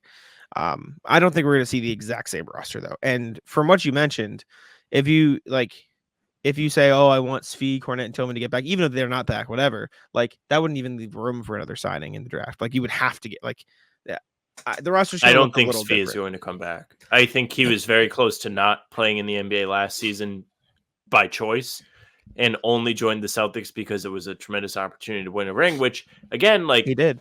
He had a great time at the parade. Like he tweeted about it. He said great things about the city, and maybe he does want to stay. But at the same time, like he was really close to like just saying, "I'm going to go home." Yeah. The only reason I question that is because I know he's close with people on the team. Like I know he's like very friendly with some of the players. Well, like that could very well have impacted whatever decision. Yeah, I think the good thing about potentially losing fringe guys is you probably have first choice of minimum guys, if that makes sense. Like you're probably going to have significant interest from players that want to join a very competitive team. I think it just depends on where their headspace at. Like you're not going to join the Celtics if you want to play. So we'll have to see. Next email from Ryan Hall, Enrique Freeman and Quentin Post. Enrique, these are draft people, but I'll read it quickly. Enrique Freeman, where do I start? He's one of the most, one of, if not the best rebounder at or around his sides in the draft, improved from deep, which is right up Boston's alley with how they develop players' 3-point shot, huge motor and very vocal leader, also very physical and strong, great cutter, an older win-now player in Quentin's Post. I think you already mentioned Quentin Post in your loves Quentin Post. I likes Quentin Post, which is very important. Quick stops, elite 3-point shooter. Okay, Quentin Post. My only like question with stuff like this is like if he's as good, and I'm not doubting you, Ryan, but if he's as good as you say, like why isn't he a top 10 pick? You know what I'm saying? Like why, if he's a 7-footer who's a good defender who can shoot the 3-ball well, why isn't he a top 10 pick? Okay, he spent 5 years in college. Maybe that's part of it. Like maybe they don't want him, but like I don't know. It's questionable to me. He is an objectively solid 3-point shooter on low volume. Let me see where the Ringer has him. I just, you know what I'm saying? I just don't get why he wouldn't be a higher draft pick. He's ranked 55th in the Ringer's rankings. Minuses, handle tends to get to be a bit loose. Can he expand his standstill shooting ability? He can spot up and pick and pop, but adding some movement shooting. Yeah, I don't hate Quentin Post if like those are the only downsides. He's already 24, but big man who can drain threes, reliable interior defender. Well, we'll ask Tyler Rucker about him. We'll get you some better insight on Quentin Post for you, and Enrique Freeman, who, for what it's worth, the Ringer ranks as not on their list of top 60. So we'll get some answers on those guys. Thank y'all. We appreciate you for the emails. Oh, yes. And Michael, you saw us read your email about the draft guys and the Tyler Rucker thing. All right, let's go to the NBA stuff. And we have a trade to discuss, Sam. The 2023 NBA We talked about this like off camera because we were just on the train a little bit, but the Bulls traded Alex Caruso for Josh Giddey. Straight up, no picks. Thoughts? The no picks part of this is insane. Now we have deferring like probably trade grades on this, but I agree with you. Like Chicago could have probably gotten more here. Like they gave up a winning player, and Chicago is not in a place where they need winning players right now. Like, I mean, I guess they could be, but at the same time, they're not. Like, no, like you're not going to be a contender next year. Like somebody like Caruso is not living his best basketball life playing with the Bulls. He can really thrive in a defensive 3-point specialist role with the Thunder next year. Like he's going to be a huge asset to them. On the flip side, you do get 21-year-old Josh Giddey, right? Like he's still pretty young. Years and years and years ago, players that are rookies would be this age. So you're getting a guy that has a lot of upside. Like he has size, he can handle the ball, he's a good passer, but still needs to learn how to shoot a little bit and isn't quite the defender that you need him to be. In Chicago, he's going to have more of a green light to learn in have wiggle room. Like with OKC, that team is maybe ahead of where they thought they would be. So there's not going to be as much room. Like they have to have more ready players. The Caruso pickup for them is a W. The Giddey pickup for the Bulls might be a W, but we don't know yet. And the fact that we don't know means they probably should have got more stuff. Yeah. Listen, according to a recent report, excuse me, from, let's see, Will Gottlieb of CHGO, which is All City Network's Bulls site. The Bulls declined a trade that included multiple draft picks. Sorry, there was an offer that had a top 10 pick in it, basically, in this year's draft. If they did that and then decided to get Josh Giddey instead, they're morons. They had 2 opportunities in each of the past 2 seasons to trade Caruso for multiple first-round picks. They didn't trade him for that. Morons. Josh Giddey reportedly was going to stay with OKC, but then they said they wanted him to come off the bench next year. He said no. So that presumably means he's going to start in Chicago. Who's better right now, Sam? Kobe White or Josh Giddey? You might benefit from both. Kobe White is better. No, right now, Kobe White's better. Okay. He's also older. And he has more experience. Older. Kobe White is 24, I guess. Yeah. Follow up. Who's better right now? I had assumed we were Josh Giddey. Probably Josh Giddey. By how much, though? Because it's a tinier gap than you imagine. My point is, all three of them Josh Giddey's like I don't really know how to explain this. He's better. He's a little better. He's not like head and shoulders above, but his potential is way better. It feels like the size, like I don't know. It just feels like Josh Giddey is somebody that you can play both of those other guys off of.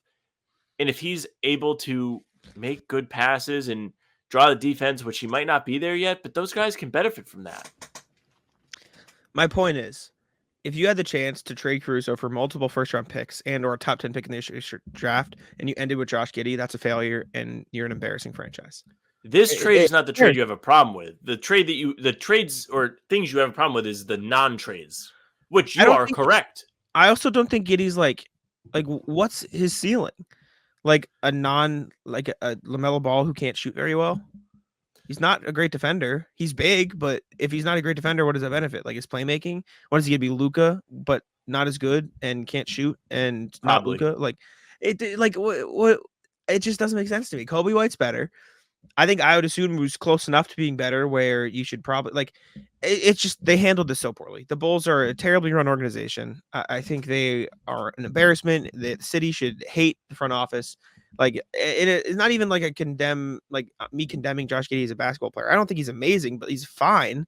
But this is what an unfathomable waste of value. That's my whole thing. I don't disagree. I mean, I think when this happened, I messaged you. Maybe not you. Maybe it was the Celtics blog Slack. But I was just like, Sixers lose the trade. Really thought he was going to be a Sixer.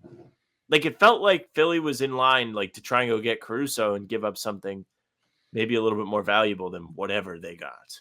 Why did you think that? Just in theory, or were there reports? I I had heard that Philly wanted him around the trade deadline. And then I just figured they had cap space now. Like, obviously that doesn't affect trades directly, but like there's a little bit more wiggle room with what you're able to do. Maybe they were going to push and make something happen this summer. I don't know. Listen, like you look at some of the mock trades that were written for Alex Caruso, almost all better than this.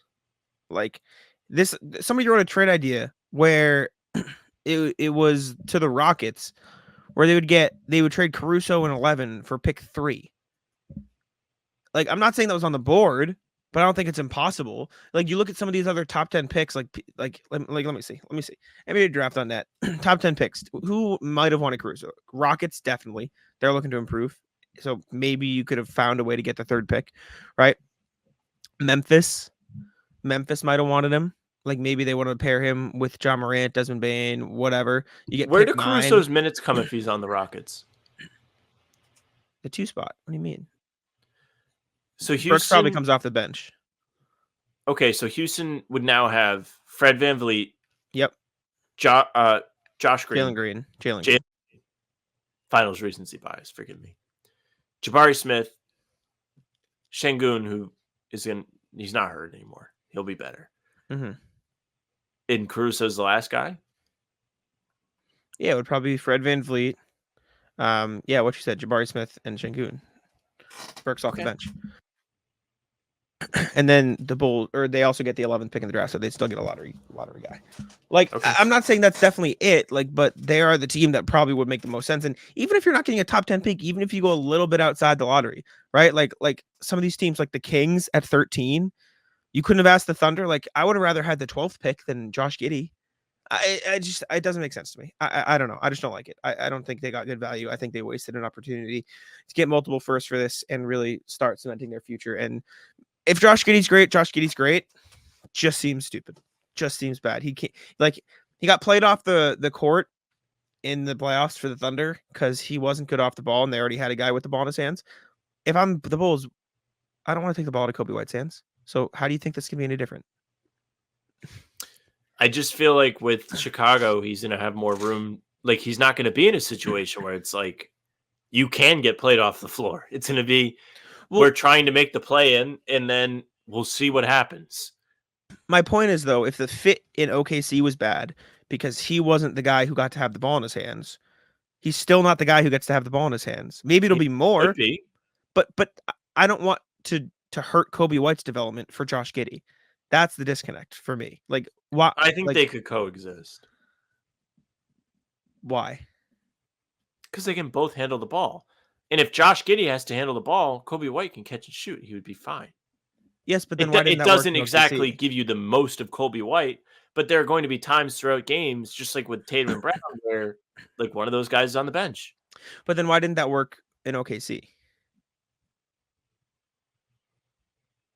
It feels like OKC just had more talented players. Like Shea and Jalen Williams are both guys I probably would rather have like initiating than him. It's to a lesser extent, but that's how I feel with Kobe White and Ayodasubu. I just think you're clogging up a backcourt that is the other funny thing is that is literally the only promising part about the Bulls is their backcourt. That's it. That is the only upside, cool, like future thing they have. And they're like, you know what? Another guard. Like, it's just what? It just, I don't know. I think it's dumb, and I think they wasted an opportunity to get good value. Josh Giddey's a fine player. I'm hating Josh Giddey. I think he could be a fine player on the court. It just, I don't see it in Chicago. I think it's just more of like you have in the back of your head all the things they didn't do, and it makes it worse. Yes, absolutely. Of course, it makes it worse because they were so stubborn about it. When I saw this trade, that's just not how I thought of it. This is the first trade they've made in 3 years. Unbelievable. It's just funny you've been doing Bulls Wire and they just never made a trade for you. Yeah, and then I leave. Rats. Next thing, Lakers officially hire JJ Redick to be their head coach. Give him a 4-year deal. Thoughts? Hooray. Seemed inevitable, right? Like, it's just like obviously gonna happen. Just weird. Like, I saw somebody post like his resume versus Sam Cassell's, and like, yeah, just weird. Like, the whole thing to me is weird. It doesn't mean he can't be a good coach. He clearly knows what he's talking about, but I feel like there are a lot of former NBA guys that know what they're talking about. And I also think Yeah. if you're JJ, this is a really tough job to have as your first job, or any coach. Definitely is. It definitely is. Absolutely. I think at the same time, though, like you could see how good of a coach JJ could be in theory. And so if you're the Lakers, maybe you want to plan for the future a little bit more and get a younger guy who can sort of grow with the team rather than an older guy who is. But the Lakers aren't a plan for the future team. Like they never have been. But they should be, isn't the thing. Like I They think won't be. like at least in my mind, like I mean, all the reports came out like they want to mix of both. They want somebody who can do both now because they understand Maybe- LeBron only has a year or two left. Think about the way the NBA works now. Like the Lakers might be forced into having to be a Yes. developed team because nobody hits free agency anymore. They can't just take other teams' players, and they don't really have any more draft picks to be like, "Hey, do you want these?" Because they already got rid of Sure. almost all of them. I think they're starting to get some of the draft picks back. Like I think they have a few that they can trade now. Maybe I'm misinformed, but I mean, it's another year, so they've got this year's 2024. They have 25. Yeah, they have all their picks except 27. They have all their picks but 27. they don't have. This is a swap this year. Next year, the Pelicans will have a swap again. Okay, you're right. Then they have 26, 28, 29, 30. So like they're Pretty not sure the completely 26 pick is restricted. also like not completely theirs Let me look. because Yeah, everybody yeah. was talking about 27 and 29 last trade deadline when they were Because talking about moves. you can't trade 2 in a row. Like it would I have see. to be, you know what I'm saying? So they're going to yeah. exactly. Gotcha. So they have They can only Yeah. trade 27 and 29, probably 30. they can trade. I think they can probably go out to 31 now after the draft or something too. So my point is it's in the cycle of being refreshed after this Pelicans 25. Like after that, they'll have some flexibility if they want to use it. Anyways, next thing, good. We'll see JJ Redick. Good thing. The Kings have extended Malik Monk. Cool. Good for them. It seems like it was going to happen. He I fits saw there. somebody- Good for him. I saw somebody tweet out, good job, Hornets. You let this guy literally say, fuck off. It's hard to be like it's different when you play in somewhere that's not the Hornets, but like it's Hornets West. It's Hornets West Coast, like the Kings, like them even making the playoffs in 2023 was a huge deal. Like kind of the same vibes between the two franchises. The thing is, Monk played really well for the Kings. It was a huge part of them making that playoff run. My whole thing is, what's it called? Like Malik Monk would probably be the like perfect fit on this Hornets roster.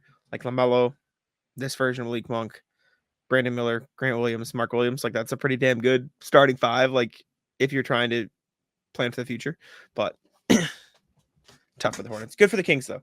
Brought him back. Last NBA thing, Jimmy Butler trade rumors. Jimmy Butler could be traded. Howard Beck of the Ringer wrote something. It was like biggest star to be traded, and he wrote plain text: Jimmy Butler will be traded. So he seems to believe it. A lot of stuff floating around. Do you think Jimmy Butler gets traded this summer? I think it's possible. Like it's not like one of those things where you're like, there's no way that he's going to get traded. They won't even like talk. I think a lot of the stuff we've heard since the Heat got eliminated is not by mistake. It does definitely have to do with him having his contract coming up soon, and they have to reach a new deal if he's going to stick around. And both sides are probably jockeying for position where it's like, Yeah. I want more money, and if I'm the Heat, I don't really want to pay him that much money because he's getting old, and he doesn't really play a lot of games. Mm-hmm. But at the same time, Pat Riley clearly was not happy with him. Like, that was not by mistake, him going out and trashing Jimmy and giving him a hard time in the press conference. I wouldn't be shocked if he does end up somewhere else. Just kind of feels like Miami. It's kind of unfair to be like, it feels like they're done with this group, but it kind of feels like they're done with at least him as the guy. It feels like you have Hero and Bam now, and Sure. It's not like those guys haven't played with Jimmy, but like Jaquez is coming and Jovic is coming. Do you really want to like tie up all your money with Jimmy? Maybe not anymore. Sure. No, I get it. I get it. Especially with the East now, right? Like Celtics are the best the Celtics have been. Milwaukee is going to come back with a chip on their shoulder. The Knicks are going to come back confident. Philadelphia might get Paul George. That's 4 teams right off the rip that are probably going to be better than you and would probably beat you in a playoff series. Now, it's very tough to say with Miami. Will we ever learn our lesson? but like I don't Mhm. know, doesn't really feel like you're better than those teams. Orlando might be better than them. Cleveland might be better than them. Like it goes on. Let me ask you this then. So for first of all, this is to me, this rumor screams I'm not going to believe it till I see it. Like I don't think Jimmy Butler's going to leave Miami until he actually leaves Miami. That's just like how I think about it. Well, he said he I wants don't to think be he will. there, and he wants Exactly. to be there for a while. So for his this career. rumor, I don't necessarily believe this rumor until it happens. Like that's how I'm going to approach it in terms Okay. of my like thought process. So I feel like this is going to be an easier exercise moving forward now because the Celtics finally won a title. Take the green glasses off for a second. If you were trying to objectively put Jimmy Butler, like if you had to pick the best fit in terms of they have the means to trade for him and he would be sick in that spot, where would it be objectively? Like in your opinion? I have an answer, but I'm curious. I'm flipping through in my head. Yeah. I just think of like the way it happened in Miami. I'm like, oh, what if he like went to like the Pacers or something or Chicago, like one of those teams. Like Chicago feels like you just go in there and whip everybody's ass.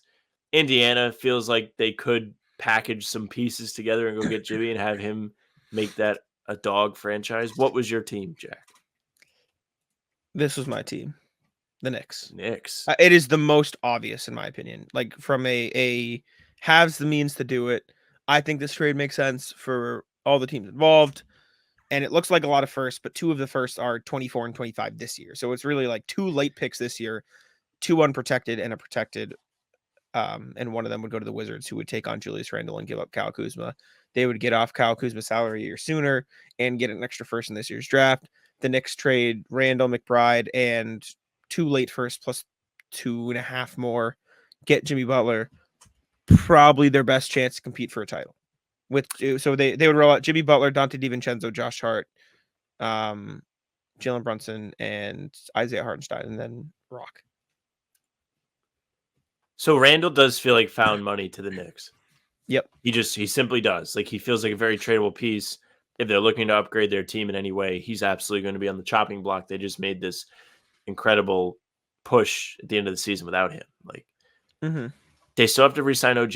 They still have to re-sign Hartenstein. Yep. Feels like some of that Jimmy money might dry up.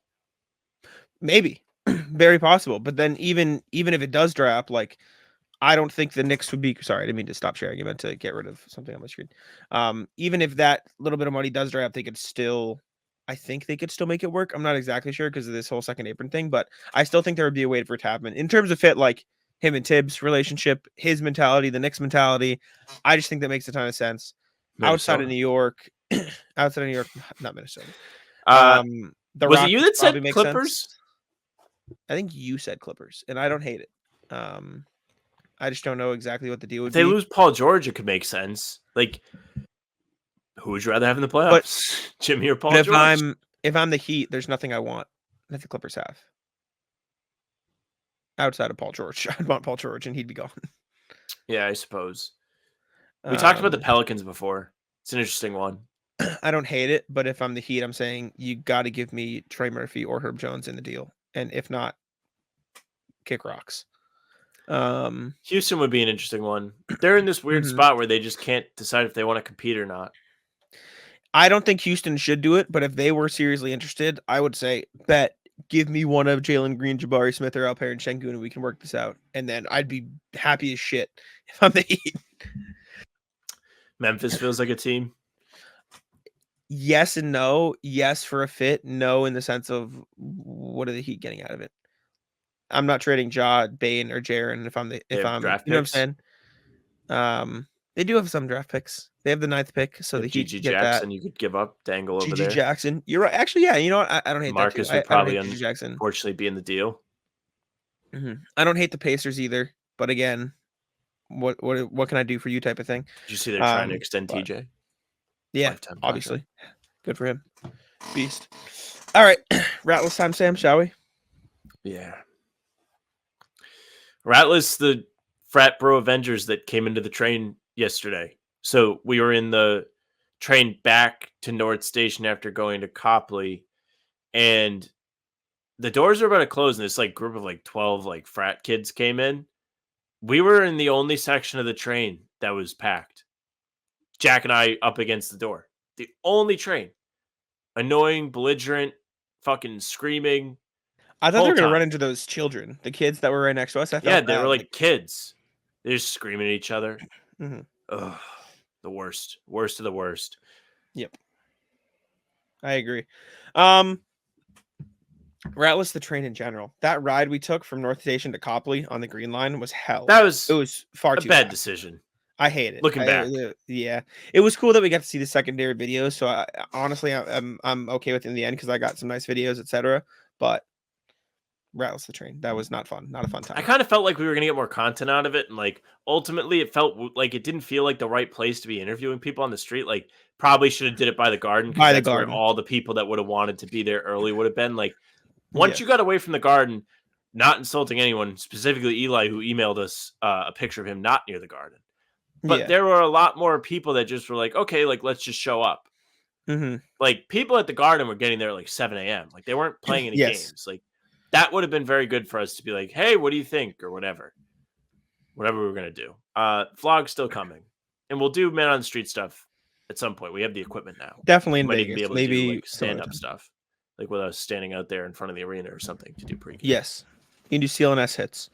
Yeah. we now have the ability. So that'd be fun. Rat List. Man. Rat List, like all of the other aspects of yesterday except for the parade. Like just being there after the parade was annoying. There was too many people. The pre-parade thing was good, but like no, that's what I mean. Like non-parade stuff. Like just like like too many fucking people in the city. The cell service was bad because there were so many people there. So when we actually went and did all the pre-parade stuff, I didn't even get to post anything from the outside because the service was so bad. And then I think when we were at the second stop of the parade, you guys were all having problems with it too. Right? Yep, like I had to wait. I just posted a huge thread afterwards, which ended up like people liked it, so it wasn't even the world, but it was just a pain in the ass. Yeah, I mean, my stuff will get up there via the vlog, so it was not all for naught. Like I feel like I did fulfill my obligations by going, but I felt bad because I was like, I'm not even giving the Celtics anything by them admitting me to this. Like I felt bad. Yeah. Also, Rat List was the phone because the old phone could not handle just a day of not being on the charger. I was at 4% by the time the shit hit the fan yesterday. Thankfully, the Uber driver had a cord. That's huge. That is huge. Yeah. Well, I had to ask for it. It wasn't just out and about. I was like, hey, do you have a cord? And he was like, yeah. Still. And then I was plugged into the Apple Play or the CarPlay. So, like, it was my responsibility then to play music. And I was like, I don't really want to do this. I just want to, like, charge my phone and go on Twitter. Like, that's all I want. I didn't want all that responsibility, but I eventually did it. Tough. Anti-Rat List the Uber driver for electing to take us home for an hour and 20-minute drive or whatever it was from Whitman. Yeah, it's brutal. Were you stuck in traffic or was it just a long drive? Yeah, there was traffic too. Like getting from 495 onto 95 was brutal. Yeah, that's fucked. There was an accident on the entry ramp to 95. Mm-hmm. On the ramp? Yes. God, have some courtesy if you're gonna get in an accident, bro. Come on. I'm always like afraid. Like, I mean, I probably toe the line quite a bit, but that's like one of those things I feel like I'm gonna say it and someone's gonna get really mad. Nah, I'm joking. People know I'm joking. Rat List my car. I parked my car in the same place I parked for every single game, but I didn't realize, or I should have thought this ahead, and I'm dumb for not. But I thought I could still get out afterwards. But I get there at like 12:30. Say, hey, my car's parked over there. Can I go through? And he goes, no. I'm like, do you know when this is gonna be done? He goes, no. It was just barricaded off. So I had to go sit in a coffee shop till 5 p.m. when my car would be unbarricaded. Which and was you were over it when we went back. Like you were ready to go home when we took the train back. I was going to wait another 4.5 hours. It wasn't as bad because I had my laptop. Thank God I brought my laptop. So I just sat in the coffee shop, did some work, used the Wi-Fi, hung out. But you would have been welcome to come around with us, but still, like, I was just for me as someone who doesn't drink, like, it's like I said, as soon as the parade was done, like I was like, all right, like I was happy to spend time with my friends because I don't really get to do that. Were they drinking anymore. Were they hanging out? Yeah. One was like belligerent. It was a little funny. Well, it wasn't funny because we were at the train station. He was like trying to talk to like this woman just minding her business, just sitting waiting for the train. It wasn't even like weird. He was just trying to like make conversation. Like he wasn't like crossing any lines or anything. But he was like, she's smart. Like she's wearing Skechers. I'm wearing Skechers. It's like, all right, dude, shut the fuck up. Leave her alone. Yeah. Anti-Ratless Henry got his license today. Beast. No shot. Really? Yeah. I'm proud How'd of they him. let that happen? I'm so happy for him, man. I remember You're when I got happy mine. for you. No, it's just in general, like good for him. You don't have to Like, bring him anywhere anymore. I got mine. Well, he doesn't have a car. I got mine late too, so like it feels good when you finally like get it. So good for him. Shout out. Wow. I thought he couldn't get his license. Like I thought he wasn't allowed. No, it's just like hard for him. Like he can't drive at night and stuff, but he can have his license. He just has to be careful, I think. Which obviously, yeah. Henry's the type of guy that's driving. We rat list him. Tough. Rat list the people screaming on the commuter rail yesterday, just on the way back, just drunk, screaming. I suppose I really shouldn't be that mad at drunk people, but because it was the perfect environment to be drunk yesterday, like that's the whole purpose. But again, just I was on the train, sitting there, relaxing, just yelling at each other back and forth. Nice. It's tough. It's very tough. I don't think I have anything else. I think that was it. Just been hanging out. Parade was fun overall, although everything about it outside of the parade itself was annoying. Yes. But yeah. Also, shout out Raising Cane's event, Al Horford. I said this. I don't think I said this on the show yet because we haven't had like an audio pod. Somebody came up to me and said I listened to the show. Shout out Joe. Thanks, Joe. Oh, shout out. Beast. He came up to me. He comes up. He goes, "How about them Celtics?" I'm like, "Hello, what's up?" He's like, "I like the show," and so he said he listens on audio platforms. So I didn't want to say it on like a YouTube video because I don't know. Oh, I see. It. But if you listen this deep, then we know you like the show. So I shout just out saluted Joe. him. He couldn't see me salute him. Shout out to Joe. Exactly. Come say what's up, Joe. Appreciate you. Thank you, my man. That was fun. That's all I got though. You got anything else? No. We can wrap there. Appreciate y'all for tuning in. Make sure to leave a like, subscribe to How About Them Celtics on YouTube, and follow us on podcast platforms. All the time, take it up. Yeah, thank you very much for listening and watching. Make sure you subscribe to the channel, hit the bell so you don't miss any of our daily uploads. Coming at you with new content, 5 a.m. Pods, Tuesday, Thursday, Sunday.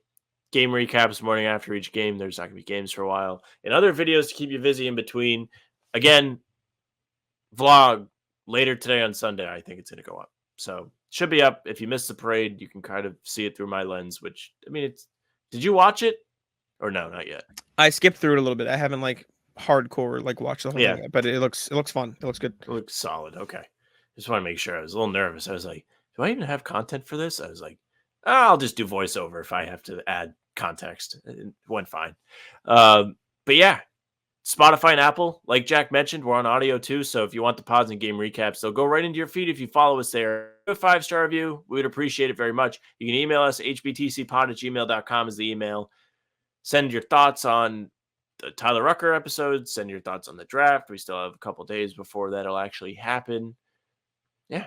Even send your rat list. We love that. Socials are at How About Them C's for Twitter, Instagram, and TikTok.